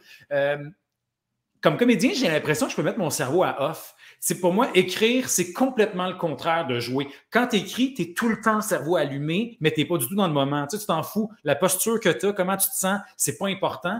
Tandis que... mais par contre, ton cerveau est toujours on. Comme comédien, il faut que tu te prépares, il faut que tu penses à ton affaire, il faut que tu saches ce que tu vas faire, il faut que tu t'apprennes ton texte, tout ça. Mais une fois que tu es sur le plateau de tournage, tu ne peux pas penser au big picture. Il faut que tu oublies tout, puis que tu sois 100% dans le moment présent. Ça demande tellement d'abandon. Puis c'est spécial parce que quand tu es dans la bonne zone, on dirait que tu oublies le temps, tu oublies où tu es, tu oublies tout ce qui se passe. C'est tellement libérateur, tu sais. Alors que pour moi, de la mise en scène, ça ressemble beaucoup à écrire, justement, mais c'est écrire pour la scène, tu sais. Puis généralement, je dirais que, sauf quand je fais des mises en scène j'ai fait des mises en scène en musique aussi ou en humour. Le trois quarts, quand je fais de la mise en scène, c'est mes propres textes. Fait que pour moi, c'est une extension de mon travail d'auteur. Fait que, je te dirais, choisis entre les deux. OK, ouais, comédie. OK, parfait. Tantôt, tu trouvais ça tough. Donc, voici, selon moi, la question la plus déchirante. Ça sera Simon Boulris ou Sarah Berthiaume? Ah, fuck off. Ah, mon Dieu. Je les aime tellement, les deux, là. C'est qu'ils sont hot. Premièrement, ce qui est fou, c'est que Simon et Sarah étaient dans la même classe à l'école de théâtre à Sainte-Thérèse. Boboy. Non, mais je vais me faire des amis, je peux pas choisir, je les adore, les deux. Sais-tu quoi? Moi, je vais choisir Sarah parce que Sarah me semble... des boules! Non, elle a des boules! Il y a ça. Mais aussi, je trouve que Sarah, elle a peut-être moins d'exposure que Simon. Simon, il est quand même bon dans l'autopromotion. Quand Simon fait un quiz, on le sait. mais Sarah, il n'y a pas beaucoup de monde qui la connaît parce qu'elle a plus travaillé, elle a fait plus du théâtre, tout ça. Mais c'est une fille qui a une écriture incroyable. Elle est drôle, elle est intelligente, elle est surprenante. Puis aussi, dans la collaboration, tu sais, moi, j'ai coécrit un livre avec Simon, Sarah puis Mathieu Enfield. Puis, tu sais, c'est quelqu'un c'est le fun à avoir, c'est une bonne tête à avoir dans une équipe. Très créative, c'est une team player, je l'aime vraiment beaucoup. Puis pour vrai, ceux qui connaissent pas ce qu'elle fait, allez lire ses pièces de théâtre, c'est super bon. Tout ce qu'elle fait, c'est bon. Puis ben là, ça a l'air d'être de l'autoplogue, mais aussi on a écrit le roman qu'on a écrit à 4, Les cicatrisés. Oui. Bravo, merci.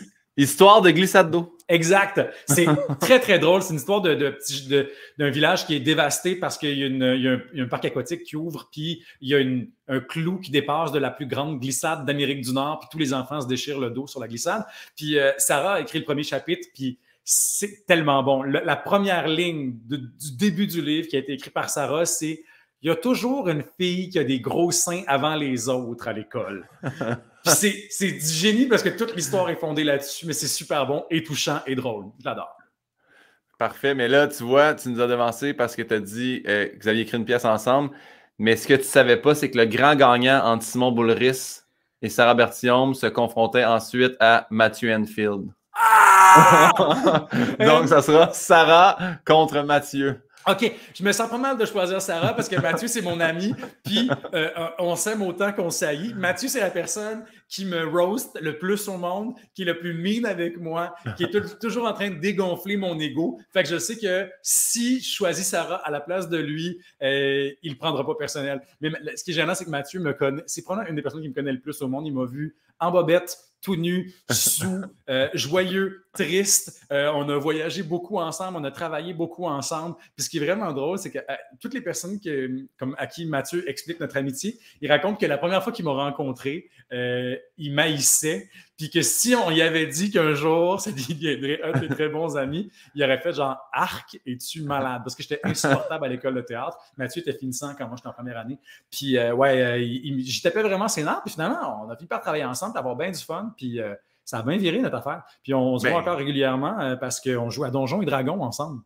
Ah oui? Oui! Est-ce que vos personnages sont rendus avancés? Ben là, on a une game niveau 15, là. Ça va bien avec mon petit ranger, Robert Grosbec, qui est un hobbit qui parle tout le temps. Ça me ressemble beaucoup. Mais ouais, puis Mathieu, c'est un maître de jeu génial. Pour vrai, là, c'est incroyable. Ouais. Parce que c'est un auteur, c'est un comédien. Fait que ça, pour un maître de jeu à Donjon Dragon, là, c'est des qualités incroyables. Il joue une panoplie de personnages à chaque game. Il y a des intrigues super bien ficelées. On a l'impression d'être dans un genre de film ultra bien écrit. C'est vraiment trippant. Parce que, tu sais, justement, pendant le temps de la pandémie, on faisait beaucoup des corporatifs. Là. Ben, dans ton livre, tu en parles aussi, tu sais, de faire des corpos, là, des humoristes qui vont faire des... Puis, c'était sur Zoom, puis un soir, c'était que du monde de technique informatique, puis j'ai dit, ben, envoyez-moi des informations, des anecdotes, puis en fait, tu sais, nous autres, on est vraiment des grands joueurs de Donjon Dragon, mais, tu sais, on veut pas que tu ris de nous... J'ai fait, non, là, je vais pas rire de vous, je veux comprendre, là. Fait que j'ai jasé avec eux, pour vrai, sur le, tu sais, c'est discussion avec un humoriste, fait que j'étais pas obligé, là, j'ai pas la pression de puncher, j'ai vraiment jasé avec eux pendant 1 heure de Donjons et Dragons, puis je pense qu'ils étaient comme contents de faire... On parle vraiment à quelqu'un qui est intéressé puis pas qui veut nous niaiser. Puis là, il me parlait, puis tout justement, l'explication, animer le jeu, les personnages, l'évolution. Puis là, quand ils meurent, ils sont déchirés pour vrai parce que ça fait des années qu'ils le traînent. Puis... Ben oui, notre game vraiment... ça fait 3 ans. Là. Puis on joue aussi avec Olivier Gervais-Courchain, un de nos amis qui est comédien, puis qui est très, très bon aussi. Parce que pour nous, dans nos games, le plus intéressant, c'est pas les aspects techniques puis le roulage de dés, c'est les personnages qu'on crée. Mais Chris, le personnage d'Olivier est mort. Puis j'avais le cœur brisé. C'est comme quand tu écoutes une série puis qu'un personnage que tu aimes full, tu es rendu à saison 3, puis Chris, les hosties créateurs de la série ont décidé qu'ils le tuaient là, tu sais. Ça te met en rogne. En même temps, tu le sais pas, c'est peut-être un tas de marde avec la prod aussi, l'humain derrière le personnage. OK. Ben, Crime, merci pour toute l'explication. Et on poursuit avec un prochain choix déchirant qui sera Catherine Brunet ou Antoine Pilon? Ah, c'est chiant ça aussi. Ben, je connais Catherine depuis plus longtemps. Catherine, c'était mon amie avant que je connaisse Antoine. Je connais Antoine via Catherine. Fait que Catherine ne me pardonnait pas si je choisissais Antoine. Mais Antoine ne va pas me pardonner de choisir Catherine non plus. Fait que ça, c'est vraiment terrible. Mais oui, mais je choisis Catherine parce que c'est la plus conne des deux. Parfait. Super. Prochaine question. La presse ou le devoir? J'ai une bonne anecdote sur la presse. Yes! On veut que ça! Il y a quelques années, c'était les 5 ans de la Presse Plus. Puis on dira ce qu'on voudra, l'émission à Radio-Canada sur laquelle je collabore une fois de temps en temps. Je fais des petites chroniques pour eux autres. Ils m'ont dit « Hey, JP, on aimerait ça que tu fasses comme un genre de sketch ou quelque chose d'un peu humoristique sur la Presse Plus. T'as-tu quelque chose à dire là-dessus? » Je suis comme « Ben, honnêtement, j'ai pas tant de choses à dire sur la Presse Plus parce que je le lis pas, parce que j'ai pas d'hostie d'iPad, tu sais. » Fait que puis elle a fait « Ah, mais fais quelque chose là-dessus. » Fait que là, j'ai fait un sketch que je trouvais... Moi, j'étais quand même fier de ma patente, je me trouvais drôle. J'ai comme fait 3 fausses pubs pour la Presse Plus. Puis en fait, je proposais La Presse Plus Plus. La Presse Plus encore plus difficile d'accès. Là, pour lire la chronique de Marie-Claude Lortie, il faut que tu te rendes dans un entrepôt dans le sud-ouest, puis ça va être un graffiti en code QR pour que tu puisses lire l'article. Puis, en gros, tu sais, ce que je disais, c'était juste que tu sais, c'est bien beau la Presse Plus, c'est juste que quand t'es pas un boomer, mais c'est tough à lire, tu sais. Puis, alors là, je lis mon texte à mon ami Jasmin, qui est un ancien de la presse, puis il me dit, c'est bien drôle, JP, là, mais tu vas te faire ramasser. Puis je suis comme, OK. Il fait, ben, tu sais, c'est à toi de savoir, là, mais moi, je te le dis, tu vas te faire ramasser.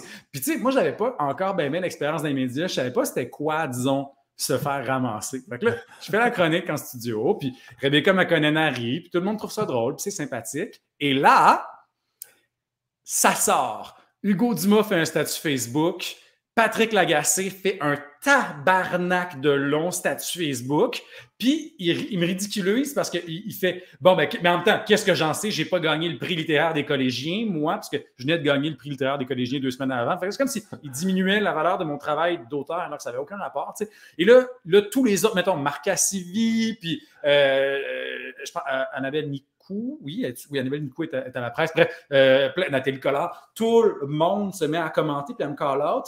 Puis moi, j'étais comme, hey, tu sais, guys, genre, c'était vraiment un sketch, tu sais. C'est l'application et non pas la qualité du journal. Exact, là, je suis pas contre vous. Mais tu sais, ceci dit, rétrospectivement, tu sais, je trouve quand même que, genre, j'ai été victime de... Patrick Lagacé a fini par effacer son post, d'ailleurs. Puis quelques semaines plus tard, je l'ai croisé à la boutique de bière à côté de chez nous. Il était comme, ah, OK, ah, salut, ah, ouais. Puis il était bien fin avec moi, finalement. Mais, tu sais, c'est juste que le moment où j'ai fait la blague, ben, c'est le sketch, tu sais, c'était un moment où les journalistes de la presse étaient très stressés parce que la situation économique allait pas très bien au journal, tu sais. Fait que je les comprends d'avoir mal réagi, puis ils ont peut-être pris ça personnel parce que la conjecture était pas super le fun pour eux autres, tu sais. Fait que c'est de bonne guerre. Puis tu sais, maintenant, ça va, là, tu sais, j'ai eu des entrevues. J'ai eu une entrevue avec Marc Cassivi, puis il est bien fin. Puis j'ai croisé Hugo Dumas dans un party dont on dira ce qu'on voudra, puis il était bien fin avec moi. Tout le monde est cool.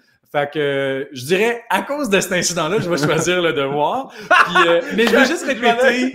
Je m'en allais dire, je te le sers sur un plateau, là, là, ta chance de te reprendre. Je vais quand même opter pour juste le devoir. Non, mais le pire, c'est que c'est ça. Moi, j'ai grandi avec la presse. On lisait la presse chez nous. Mon père était abonné à la presse. Tu sais, j'aime ce journal-là. Là. Ça n'a rien à voir avec la qualité de ce qui est offert. Mais ceci dit, si c'était à refaire, je le referais quand même parce que c'était drôle. C'était drôle. On a eu du fun. Ben, je veux juste dire, pendant que tu as dit la presse plus, encore plus difficile d'accès, j'ai vu Yann casser parce que moi, je le vois encore. Là. Yann, il est en dessous. Ça m'a fait beaucoup rire, donc bravo pour ça. C'est très drôle. Hey, là, on va aller dans le plus simple. Lasagne ou spaghetti? Là, tu sais, Lasagne, man. Ouais. Plus qu'il y a de cheese, mieux c'est. Lasagne, tu peux mettre autant de cheese que tu veux. Le problème aussi avec le spaghetti, là, moi te le dire rien qu'à toi. Le spaghetti, je ne comprends pas pourquoi ça a autant d'attention alors que c'est une nouille qui ramasse pas la sauce. C'est pas fait pour ramasser la sauce. Je suis un grand fan d'un podcast qui s'appelle The Sporkful, qui parle de bouffe. C'est malade, ce podcast-là. C'est pas un podcast de foodie, là. Puis c'est pas une affaire de recette. C'est juste comme on parle de bouffe, mais genre, t'aimes-tu mieux la mayonnaise ou le ketchup? C'est genre des débats nono. Des fois, ils font du gros journalisme d'enquête sur des sujets super intéressants où ils vont parler d'enjeux sociaux super intenses à partir de l'angle de la bouffe. Bref, le gars, il a parti d'une discussion, il était comme « J'haïs ça le spaghetti, ça tient pas à la sauce ». Puis il est embarqué sur une quête de 2 ans pour créer une nouvelle sorte de pâte. Puis, il a rencontré des spécialistes. Il est allé en Italie. Il a rencontré toutes sortes de compagnies qui créent des pâtes pour créer une nouvelle forme de pâte, le cascatelli, qui tient bien la sauce, puis qui a une bonne texture, qui craque bien sous la dent, puis qui se ramasse bien la fourchette. Ben, crime, j'ai commandé cette pâte-là, puis c'est mauditement bon. Ça marche bien, la texture est bonne, puis c'est vrai que ça ramasse bien la sauce. Fait que, écoute le podcast, puis commande les pâtes. Peux-tu répéter le nom des pâtes pour le bienfait de tous les auditeurs? C'est les cascatelli, puis c'est vendu par une compagnie qui s'appelle Sfoglini. Puis le podcast, c'est The Sporkful. Écoutez ça, c'est vraiment bon. Mais pour revenir à la question, c'est juste que la lasagne, il y a plus d'affaires. C'est plus un party. Ouais, plein d'étages. Hein? Parfait. Bon, mais encore dans les questions faciles. Vin ou bière? Bière, majoritairement. Mais là, on dirait que je m'intéresse plus au vin maintenant. Il y a beaucoup de vins québécois que je trouve nice. Mais moi, si je me sens comme dans la bière de micro, là, pour moi, c'est un peu comme chasser les Pokémon. Je vais à ma boutique de bière, puis là, ils n'ont plus la IPA que j'aime de Vox Populi. OK, je vais aller à l'autre place à côté, voir s'ils l'auraient. Puis, mettons, il y a Messorem Brassitorium dans le sud-ouest, super brasserie, qu'ils sortent une nouvelle sorte de bière, mais c'est fucking rare. Pour vrai, ils mettent en vente le passe-temps le mardi à 18h. À 18h03, c'est sold out. Puis, moi, une partie du fun, c'est de pouvoir dire que je fais partie des 150 personnes qui ont réussi à acheter la nouvelle bière de Messorem Brassitorium. Fait que ouais, je pense que tout le marketing autour de la bière de microbrasserie a fini par faire que je tripe plus à la bière que sur le vin. Mais mon Dieu, Yann, attends, je ne refais pas payer Yann parce que t'as pas fait venir un panier de bière? C'est la boutique Cheers à Montréal qui... tu peux commander, mettons, des caisses découvertes. Tu n'as pas à choisir la bière qui t'a c'est malade, tu peux choisir, puis tout ça. Puis ils livrent jusque chez vous. Ah, mais là, moi, la place à côté de chez nous, c'est Expérience Bière. Eux, ils ont un calendrier de l'Avent de bière. Ouais. Ça, c'est super. Fait que t'as une caisse de 24, puis c'est une bière différente à chaque jour. Moi, j'adore ça. Gérez-moi, faites-moi découvrir des affaires. Ouais. Yann, la place où tu commandais, c'est si tu commandes avant 17h, ils te livrent, c'est pas ça? Ouais, si tu commandes avant 17h, ils te livrent... Il te livre le soir même. Avant 16h, il te livre le soir même. Rappelle-moi le nom de la place. Boutique Cheers. Cheers. Ils sont dans quel Puis, coin? Il y en a un à Verdun, un à Montréal, puis là, il y en a ouvert un à Saint-Bruno. Ben là, j'en veux. Puis, puis c'est ça. Puis le lundi, la livraison est gratuite aussi. Fait que... Bon, ben, cherchez-moi pas le lundi soir. Tu es un influenceur. Merci, Yann, oui! Puis aussi, en voyageant, moi, on dirait que j'aime, surtout quand tu vas aux États-Unis, tu sais, moi, j'aime beaucoup le Vermont, là. Faire un petit road trip au Vermont, puis on dirait que chaque village a sa petite brasserie. C'est tellement cool, la culture de la bière dans le nord-est des États-Unis. Là, moi, j'adore ça. Puis tu disais Pokémon Go, mais tu sais que moi, j'ai mon gars de son sur ma tournée. Maxime a eu sa fête pendant la pandémie, puis on était à Bécomo. Puis il disait, tu sais, moi, mon rêve à ma fête, c'est de boire une bière en fût. Fait 1 an que j'ai pas bu une bière en fût. Puis on n'avait pas accès au bar parce qu'on était dans une zone rouge qui allait dans une zone orange. Fait que j'ai cherché dans 5 petits dépanneurs, dont le Piluzzo sur Rachel, tout ça, un baril de bière. Puis j'étais comme, vous avez ça? Heineken a fait ça. Puis il a dit, hey, on n'en a pas. Puis j'ai trouvé un dépanneur où il en restait 2. Je ne sais pas s'il était passé date depuis 4 ans. Bon, je suis arrivé au gars, il dit oui, au fond, à gauche. Puis je suis arrivé, puis j'ai trouvé mon petit... Fait que moi aussi, j'avais une grande fierté d'avoir trouvé le baril de 5 litres d'Heineken qui ne fait que de la mousse, soit dit en passant. Mais oui, c'est le concept qui est le fun, pas le produit. Exactement. Billet de saison au Centre Bell ou billet de saison chez Duceppe? Ben... Je contourne la réponse, là, mais je prendrais le billet de saison au Centre Bell parce que vu que j'ai un show qui joue à Duceppe, je t'ai invité à Duceppe. Bien joué. Mais je dois avouer que puis ça, c'est vraiment de l'orgueil mal placé, mais j'haïs ça payer pour des affaires quand je sais qu'il y aurait une possibilité que je sois invité. Puis j'aurais quand même le goût de... Au pire, je fais un don quand même, là, puis ça va être correct. Là. Je veux que la compagnie théâtre ait mon cash, mais mettons, ça m'est déjà arrivé de payer pour mes billets de Oshiaga, puis tous mes amis étaient invités, puis là, ils étaient tous dans zone VIP, puis moi, je ne pouvais pas y aller. Fait que là, j'étais comme tout seul de ma gang, parce que moi, j'avais acheté mes billets en me disant « Ah, ben mes amis sont invités, on va pouvoir comme chiller. » Mais vraiment, il y avait comme trop de monde dans la section normale, fait que j'étais comme tout seul, puis là, mes amis ne voulaient pas vraiment sortir de la section VIP, fait que j'étais vraiment en crise, j'étais très triste. Je comprends, je veux pas prendre le bord de tes amis, mais pour avoir eu la chance 2 ans de suite d'avoir des billets VIP, c'est qu'on dirait que tu veux plus jamais retourner dans le c'est monde normal. T'as de la bouffe, t'as de la bière. Ben oui. Par contre, j'ai déjà été VIP à Heavy MTL. Ah! C'est moins ça, là, mais c'était fun. J'ai vu Marilyn Manson. Oui, puis ça va bien pour lui ces temps-ci, Ben, ça va d'ailleurs. très bien. Monsieur humeur, Manson. Moi, j'aime ça parce que, imagine-tu toutes les mamans des années 90 qui disaient que c'était la musique du diable, puis que là, tout le monde était comme, mais non, voyons, c'est super qu'elle je suis un gars qui se met du eyeliner. Puis finalement, ben, ces madames-là doivent être vraiment contentes parce qu'elles avaient raison en sacrament. Je l'avais dit que c'était une mauvaise influence. Il était pas fin. Mais oui, effectivement. Dernière question, Rafale. Chaque fois que tu commandes de quoi, tu ne reçois pas ce que tu voulais, ou chaque fois que tu commandes de quoi, il y a toujours une erreur de 5 $ sur ta facture? Ben, vu que. Est-ce qu'on parle de bouffe ou ça peut être Amazon, genre? N'importe quoi. OK. Parce que si c'était de la bouffe, moi, ça ne me dérangerait pas de ne pas avoir ce que j'ai demandé parce que je suis vraiment pas difficile.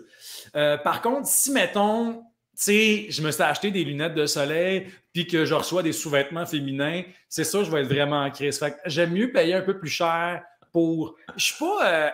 Moi, je suis pas bon avec le cash dans le sens où moi, je suis assez genre, si tu me promets que ça va être un petit peu mieux l'expérience, je vais payer extra. Là. Fait que si tu me garantis que je vais avoir ce que j'ai commandé, je vais payer le 5$ de plus. Moi, je suis très paresseux dans la vie. Tu sais, mettons, magasiner pour avoir le meilleur deal, je suis comme, non, c'est pas que je vais faire le tour de la ville pour aller à l'autre magasin parce que c'est 20$ moins cher. Là. Je vais le prendre, merci, bonsoir. Puis, c'est vraiment, je suis certain que Pierre-Yves McSween me trouverait nono, mais je me réconforte avec un concept économique qui s'appelle le coût d'opportunité. C'est-à-dire, oui, le prix est moins cher, mais qu'est-ce que ça te coûte en termes de temps ou d'effort pour avoir la différence? Tu sais? C'est comme la qualité de vie. Exact. La qualité de vie, ben oui. Ouais. Mais est-ce que tu es paresseux au point de, tu commandes quelque chose, tu le reçois, c'est pas la bonne taille ou la bonne chose que tu finis jamais par le retourner?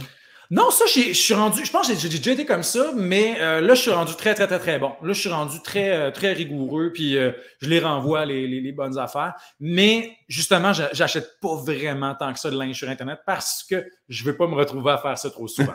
Mais quoi que ça m'est arrivé une fois de faire une erreur de commande, j'ai acheté un truc, une genre de petite boîte à micro pour réduire le son. Puis je pensais que c'était une erreur d'Amazon qu'on avait livré 2. Finalement, c'était vraiment moi qui en avais commandé 2 comme un imbécile. Au lieu de le renvoyer, je l'ai juste donné à mon ami. J'étais comme, prends ça, là, ça va être. C'était ma collègue, puis elle en avait besoin d'un, fait que j'ai juste donné. Ouais, j'ai eu l'air cool, puis j'ai été paresseux.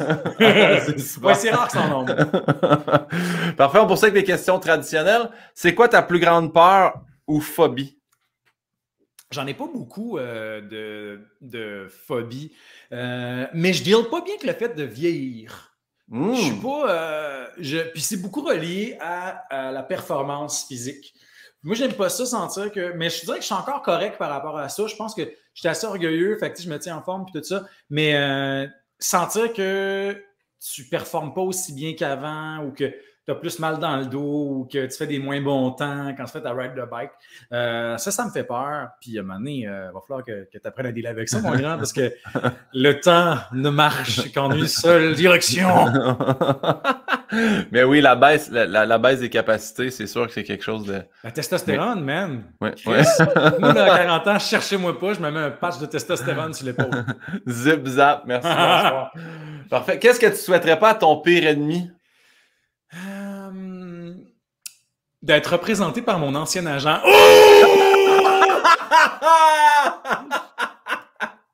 On ne nommera pas. Mais tu sais, c'est qui, je pense? Probablement. Mais... T'en parleras à ta blonde. Ah! Là, attends un peu. Oh my God, OK. Là, c'est parce que faut que je te dise... Ben, en même temps, je suis obligé de... je vais le dire, c'est le podcast. Juste, on ne le nommera pas, mais il est quand même mon gérant. Son bureau est dans son bureau à lui. Fait que, tu sais, il loue un bureau. Ben, on ne travaille pas ensemble du tout, mais parfait. Hey, c'est très drôle. Mais on ne le mettra pas dans le teaser. Quoi que c'est une excellente réaction de teaser. Alors, on poursuit avec... Je ne peux pas croire que j'ai dit ça. Je suis désolé. C'est pas grave. C'est pas grave. Personne n'a été nommé, donc non, on poursuit avec... C'est quoi le bonheur parfait pour toi?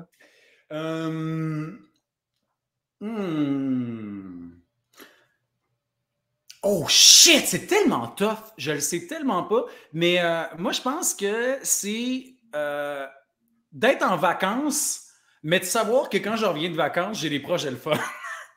Ah, ouais! Genre, j'aime ça. Moi, j'ai besoin de travailler. Je suis bien quand je travaille. J'aime ça avoir des projets. Mais j'aime aussi ça, rien calisser. Mais on dirait que si je prends des vacances, j'ai besoin de savoir qu'il y a autre chose qui m'attend après parce que sinon, je paniquerais, tu sais.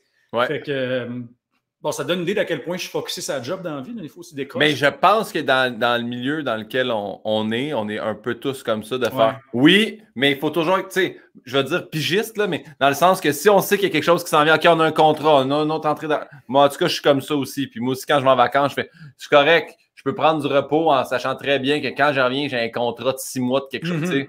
Fait que ça, oui, je comprends. Ah, pour ça que la prochaine question. Quelle a été pour toi ta plus grande épreuve? C'est une grosse question, en fait. C'est drôle parce que c'est pas si difficile que ça, finalement. L'an dernier, je sais pas si c'est la plus grande, mais en tout cas, c'est une des bonnes que j'ai vécues dans ma vie, puis ça a l'air nono parce que finalement, c'était rien. Mais au début de la pandémie, je me rappelle, c'est le 1er février 2020, précisément. J'étais en train de jouer une game de pandémie avec mon chum, sa sœur, son chum.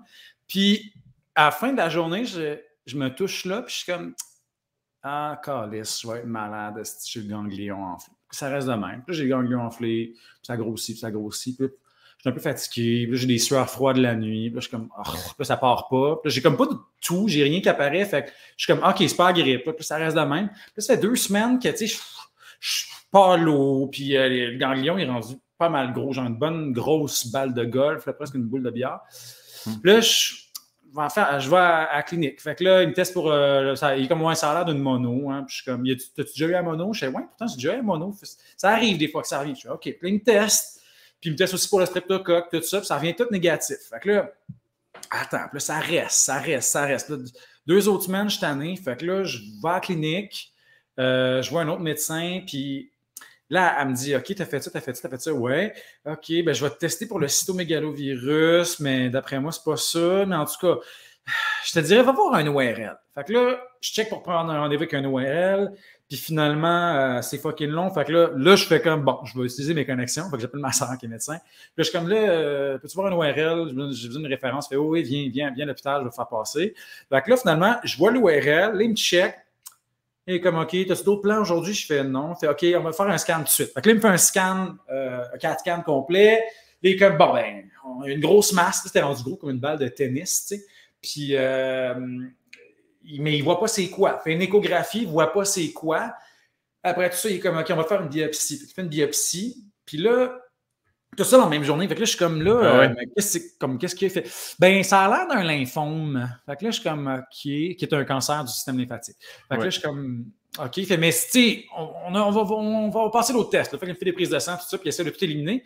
Puis là, finalement, c'est pas concluant. Il a besoin de repasser d'autres tests. Puis là, après genre une bonne batterie de tests, il me dit, ouais, ça a vraiment l'air d'un lymphome. Là. Il resterait honnêtement un 10% de chance que ce soit autre chose. Là.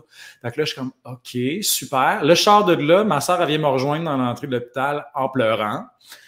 Ma soeur qui est médecin. Oui, ça, c'est rassurant. Oui. Tabarnak d'hostie de calice, tu sais. Moi, là, je me mets à vraiment mal dealer avec ça. Puis aussi, tu sais, moi, là, je suis rendu très faible. Là. Genre, je peux plus promener le chien. La nuit, mettons, il faut que je change les draps parce que je sue trop.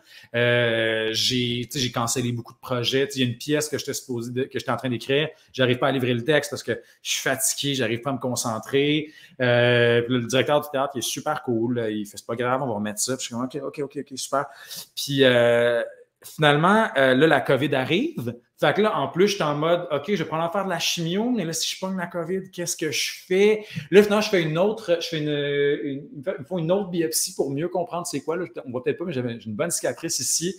C'est vraiment tough. Là, je suis en mode, man, j'ai le cancer, tout va mal. Mon chum gère ça comme un champion. Il est vraiment super, là, mais c'était un cas de genre, je parlais avec mes amis de, ben là, voulez-vous mon condo? Si je meurs, comment on va gérer ça? C'est super stressant. J'avais jamais fait de crise d'angoisse de ma vie. Là, je me rappelle que le médecin m'avait proposé, il m'a dit, veux-tu des activants? C'est juste au cas, puis je dis, honnêtement, je n'ai pas besoin. Là. Fait, regarde, je te donne la prescription, au pire, tu n'iras pas à chercher, mais ça va servir. Finalement, je allé prendre mes activants, puis il y a une fois où j'étais en train d'écouter, pour me changer les idées, j'ai décidé d'écouter 1917 avec mon amie Catherine Brunet. Puis c'est un film de guerre, ça va être autre chose. Puis là, il y a une scène dans 1917 où le gars est en train de descendre la rivière, puis là, il arrive un genre d'embarque où il y a juste comme un amas de cadavres. Puis là, je vois ça, puis je suis comme cadavre. Je vais mourir. C'est la fin. C'est ma mort. OK. Parfait. Puis là, je pèse sur pause. Puis là, Catherine est comme, bon, ben, quand on va se prendre un petit activant, je fais, ben, en fait, oui, c'est ça qui se passe. Je vais prendre un activant parce que je me sens vraiment pas bien. Puis finalement, ben, vraiment, j'ai découvert que les activants, c'est malade, man. Je prends ça. Puis là, je suis comme, je vais mourir. Ça arrive à tout le monde. L'important, ça va être d'être en paix. Jean-Philippe, tu as vécu une belle vie. Sois reconnaissant. Ça même me sentais pour mon activant. C'est formidable. Mais, fait que ça pour dire que finalement, après tout ce ping-pong-là, puis là, c'est vraiment long, fait d'autres tests, il y a ma mère qui parle avec son ami médecin, puis là, elle fait, ils n'ont toujours pas la confirmation que c'est un lymphome, puis on dirait qu'il y a comme d'autres zoonoses. Il me semble que ça pourrait être autre chose. Son ami fait, ben, il est-tu allé en Amérique du Sud? Elle a fait non. En Asie, non. Il chasse-tu? Non. Travailles-tu avec de la viande? Genre, es-tu bouché? Quelque chose? Elle a fait non. Y a-tu un chat? Elle a fait non. Le maman m'appelle, elle fait, as-tu joué avec un chat? Là, je fais, ben, en janvier, la coloc de mon chum, elle a adopté un chat, fait que j'ai joué avec, mais ben oui, mais elle fait, OK, il faudrait vraiment tester pour l'hémobartonellose. Fait que là, je parle avec l'interniste qui est sur mon dossier. Finalement, il me teste pour l'hémobartonellose. Puis, calice, ça sort positif. J'ai la maladie de la griffe de chat. C'est une bactérie. Puis, ça crée une infection qui dure plusieurs mois, qui part d'elle-même. Tu n'as même pas besoin de médicaments. Puis, ça ressemble beaucoup, beaucoup, beaucoup aux symptômes de l'apparition d'un lymphome. Mon Dieu Seigneur! Hey, très heureux que ça soit passé. Mais ce qui est drôle avec ça, là, c'est que c'était assez épouvantable comme période. Puis je braillais beaucoup. Là, c'était vraiment spécial. Ben oui. Aussi, le moment où je suis sorti de chez nous, puis je te parlais de mon orgueil sur mettons, mes performances physiques. Quand je suis sorti de chez nous, que j'ai marché un coin de rue, puis j'ai fait hey, je pourrais pas promener le chien un matin. J'ai trouvé ça tellement humiliant. Je me rappelle, je suis rentré, j'ai dit ça à mon chum, je me suis assis sur le lit, puis je suis parti à hurler. Parce que là, j'étais comme, tu sais, je suspends, t'es comme, c'est la fin, man, c'est épouvantable, tu sais. Fait que, puis, tu sais, en plus, moi, ça finit bien. Fait que là, j'imagine pas quelqu'un qui traverse un cancer pour vrai, tu sais. Fait que, mais donc, ça, c'est arrivé au début de la pandémie. Puis après ça, moi, j'ai appris que j'avais pas le cancer pendant que tout le monde était en train de capoter parce que c'était le premier confinement, puis leur projet était annulé. Moi, j'avais déjà annulé plein de projets pour l'année parce que j'étais malade, puis je m'étais dit, ben, je pourrais pas travailler pendant longtemps, tu sais.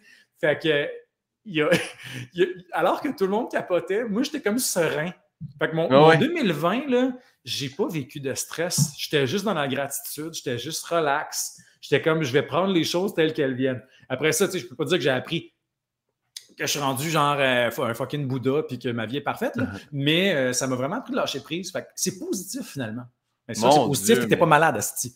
Mais merci pour le partage. C'est toute qu'une histoire. Puis c'est bon. Puis s'il y a au moins une personne qui est informée de le truc de la griffe de chat, que j'ai oublié le terme, mais n'empêche. L'hémobartonellose, la maladie de la griffe de chat. L'hémobartonellose, les chats. Ça, c'est quoi? Puis d'ailleurs, tu sais, je sais que tu as parlé, tu dis la fin de la vie s'en vient, puis tout ça. Mais ça, parce que quand j'ai commencé à le lire hier soir, la préface écrite par toi dit aux gens que s'ils ne filent pas d'appeler un 866 appel, je trouvais ça vraiment bon. C'est la première fois de ma vie que je voyais ça dans un début de livre. C'est parce que quand tu écoutes un show là, où il y a de la violence, où il y a des scènes de viol, où il y a des scènes de suicide, on t'avertit avant. Puis c'est pas grave, là, dans le sens où ça apparaît. Puis depuis qu'on est petit, c'est de même à la TV. Puis dans mes autres romans, dans Royal, dans Manuel de la vie sauvage, dans mes 3 autres romans, il y avait des questions de suicide. Dans Royal, il y avait aussi des scènes d'agression sexuelle assez élevées. Moi, j'ai beaucoup de gens qui m'ont écrit et me disent hey, j'ai trouvé ça choquant. Puis, tu sais, surtout Royal, il y a du monde qui le lisent au cégep, fait qu'ils n'ont pas choisi de le lire, tu sais. Fait que moi, je trouve que ça me coûte rien de faire ça. Puis, la personne, au moins, elle sait dans quoi elle s'embarque, tu sais. Ça ne veut pas dire qu'elle va bien dealer avec ce qui est dans le livre, ça ne veut pas dire que ça va être agréable comme lecture, mais moi, vu qu'il y a du monde qui m'ont dit, tu sais, j'aurais préféré que, je vais hey, ça me coûte rien de le faire, je vais le mettre. Il y a certaines personnes qui m'ont dit, ça a changé ma lecture du livre parce que on dirait que là, j'anticipais les choses. Puis ça, je comprends, mais je fais, bon, pour moi, c'est un prix à payer. J'aime mieux ça que quelqu'un lise le livre puis file vraiment pas. Parce que moi, j'en ai eu, j'ai quelqu'un qui avait écrit à mon éditeur suite à la lecture de Manuel de la vie sauvage qui avait dit « Ça m'a mis à l'envers pendant des jours de lire ça. J'aurais aimé ça le savoir. Ça m'a fait chier. » Puis je fais « Hey, moi, je veux offrir des roller coasters avec mes livres. Mais quand tu embarques dans le monstre, tu le sais qu'il va y avoir des ups et des downs. Si tu embarques dans Pitoune puis que finalement, la pitoune se révèle être le manège qui fait le plus peur de toute la ronde, tu vas pas être content. Il y a du monde qui aime pas ça faire le monstre. Ouais. Alors, c'était mon parallèle étrange avec la ronde. De la ronde. On salue la ronde, d'ailleurs. Oui, on salue la ronde. On va mettre la ronde. Parfait. Est-ce que tu te souviens de ton dernier fou rire? Hey, c'est tough, mon Dieu Seigneur. Ben en fait, c'était probablement pendant mes vacances parce que mon chum est nul. Vraiment, là, il y a un humour nul de chez nul. Il est vraiment pas drôle, mais il réussit à atteindre des niveaux de jeux de mots poche. Ouais. En fait, hey, c'est pas vrai! Non, il y a mon chum qui fait des jeux de mots poche, mais non, j'ai eu mon fou rire tantôt parce que mon père avait une fine analyse de ce qui est arrivé. Alors, je sais pas quand est-ce qu'on a diffusé, mais ça, c'est par rapport à l'incident avec Evans hier. Là, Jake Evans puis Mark Scheifele. Scheifele, exactement. Ouais. C'est arrivé hier. Fait que là, je vais vous lire le statut Facebook de mon père publié aujourd'hui. Pour les gens qui ne savent pas, c'est Jets de Winnipeg contre Canadiens de Montréal où il y a eu un impact très violent dans la dernière minute qui n'aurait pas dû avoir lieu, puis Jake Evans est sorti en civière. Alors, JP, l'analyse de ton père. Si vous n'avez pas vu la vidéo, ça glace le sang. Là, ouais. D'ailleurs, TVA Sport, elle l'a montré dans tous les angles pendant 8 minutes. Fait que, ouais. Alors, charge de Sheffield sur Evans, terriblement salaud. En utilisant les 4 dernières lettres du nom de l'assaillant et en modifiant très peu, on arrive à failer. Je ne sais pas s'il l'est tous les jours, mais hier, il l'a été. Sheffield. Merci papa, je l'ai ri quand même tantôt. Il y a comme de cas où c'est quand même très élaboré. C'est vraiment une joke de papa. C'est très élaboré quand même. Je l'ai ri beaucoup, je l'ai partagé avec mes amis, puis ça m'a quand même fait rire. Mais j'ai ton chum dans l'autre pièce qui fait comme « Pis moi, mes jeux de mots sont pas drôles! » Exactement. Ça, en plus, c'est ça, il se trouve... ce que j'ai en plus, c'est qu'il y a, tu sais, la phase de la personne que tu sais qu'elle va faire une joke, mais qu'elle sait probablement que sa joke est pas bonne, mais elle va la faire quand même, puis elle est vraiment fière de lui. Je l'haïs. Parfait. Je sais pas si parce que tu dis que tu es très ami avec Catherine Brunet. On partage, moi et elle, une passion commune pour RuPaul's Drag Race. Dans RuPaul's Drag Race, il termine toujours la saison en demandant aux finalistes qu'est-ce que vous diriez à votre jeune vous-même. Donc, j'ai volé cette question-là. Jean-Philippe, qu'est-ce que tu dirais au jeune Jean-Philippe si tu pouvais lui parler? Achète des actions d'Apple. Je pense que c'est probablement le meilleur conseil qu'on pourrait donner. Là, je pourrais mais en fait, je pense pas que je ferais ça. Ça changerait. J'aurais peut-être une belle maison. C'est peut-être la différence que ça ferait. J'aime ça, les belles maisons. C'est beau, une belle maison, Chris. Oui. J'aurais une belle maison d'architecte quelque part dans un beau quartier. J'aime ça. Mon appartement est très beau. Là, je l'aime. Là, mais pourquoi pas? Ben oui, pimper un peu d'Apple. Ben oui, je comprends. Ça a été quoi ta découverte de l'année? Puis quand je dis l'année, c'est les 365 derniers jours. Là, pas obligé d'être 2021 seulement. Ça va peut-être que c'est too soon, là, mais puis c'est vraiment pas original, je suis désolé. Mais je pense que ça va être le special Netflix de Bo Burnham, Inside. Oui. Tu l'as vu? J'ai eu plein de bons commentaires. C'est le prochain truc qu'on écoute ensemble avec ma copine. Cinglé. C'est cinglé. Pour moi, tu sais, puis je me tue à répéter, genre, justement, en faisant la promo aux démolitions, j'ai beaucoup parlé d'à quel point je trouve que quand c'est bien fait, quand c'est fait avec intelligence, avec sensibilité, du stand-up, ça peut être une grande forme d'art. Puis moi, c'est ce que j'ai découvert justement en travaillant juste pour rire, puis en m'intéressant au milieu de l'humour. Je fais, Chris, il y a des humoristes qui ont une démarche, puis c'est super hot, tu sais. Tu peux vraiment transmettre des choses puis faire réfléchir. Puis je trouve que ce que Bo Burnham a fait, c'est pas catégorisable. Pour moi, c'est pas juste intéressant du point de vue de l'humour, parce que c'est drôle, c'est super drôle, je me suis pissé dessus, mais il y a une réflexion. Cinématographiquement aussi, c'est intéressant, c'est très bien réalisé, c'est visuellement beau, ça m'a scié en 4. Je l'ai écouté lundi, je pense, puis j'ai réécouté des extraits non-stop depuis lundi. Il y a certaines des scènes qui font mal, que j'écoute en boucle, il y en a d'autres que j'écoute parce que c'est juste fucking drôle. Puis c'est comme dommage parce que c'est pas original. Je veux dire, tout le monde parle de ça cette semaine, mais ça fait longtemps que j'ai pas été bouleversé de même par une œuvre d'art. Mais c'est super. Puis non, mais je le dis parce que c'est pas tout le monde qui a vu les pubs passer. Fait que donc, Inside de Bo Burnham qui est sur la plateforme Netflix. Puis si vous connaissez pas Bo Burnham, vous voyez Promising Young Woman. Il est excellent là-dedans. Puis son film 8th Grade, qui est tellement bon, qui raconte tellement bien à quel point c'est awkward d'avoir 14 ans. Puis ses autres shows également sont magnifiques. Je sais plus s'ils sont encore sur Netflix, mais en tout cas, du moins, il y en avait un pendant longtemps. Ouais, moi, je les ai écoutés sur Netflix, mais ça fait un certain temps. Fait je pense, oui, parce que Netflix a vu que je l'avais écouté Inside, puis ils m'ont recommandé ses autres shows. Ah, parfait. C'est encore là. Et là, on est rendu à la dernière question, en fait, où je te demande à toi de poser une question à mon prochain invité. Mais mon dernier invité était André Ducharme, et sa question était la suivante. Jean-Philippe, comment peut-on être à la fois un auteur en montée fulgurante et la voix de Radio-Canada? Et là, il a vraiment fait le signe de comment tu peux avoir un spectre aussi large? C'était la question d'André Ducharme. Ah, c'est intéressant. Je dirais que c'est parce que ça ne s'est pas fait en même temps. Tu sais, moi, j'ai commencé avec la voix de Radio-Canada en 2013, donc ça fait 8 ans. À l'époque, j'étais un jeune comédien hipster avec un anneau dans le nez, puis qui se promenait en camisole partout sur son fixie en pensant que c'était cool. Puis je faisais ma job principale, j'écrivais déjà un peu, mais ma job principale, c'était d'être comédien, puis je faisais déjà beaucoup de voix, puis de doublage, puis tout ça. Fait que c'était comme naturel pour moi de faire ce job-là.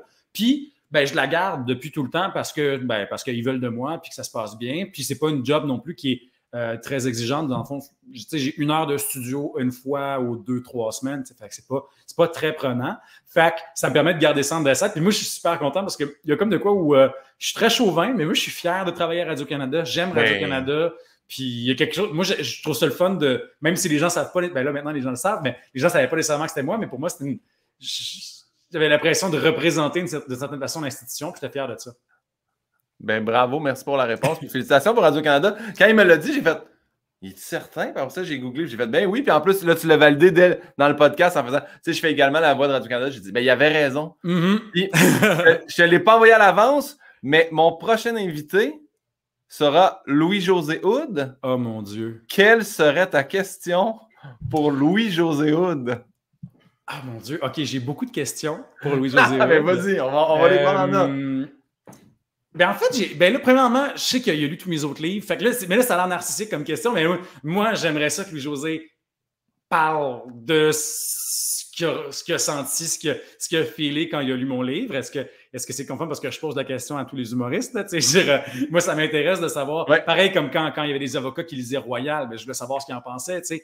Fait que, premièrement, comment tu as trouvé ça? Trouves-tu que c'était une lecture intéressante du milieu? Trouves-tu que j'étais off? Trouves-tu que c'était pas correct? Trouves-tu que j'étais trop mean? D'une part. Puis, moi aussi, la question que je me pose par rapport au monde comme Louis-José Hood, là, qui sont des méga icônes, c'est-tu compliqué ta vie? Tu sais, mettons, faire l'épicerie quand t'es Louis-José Hood, là, ça ne doit pas être simple.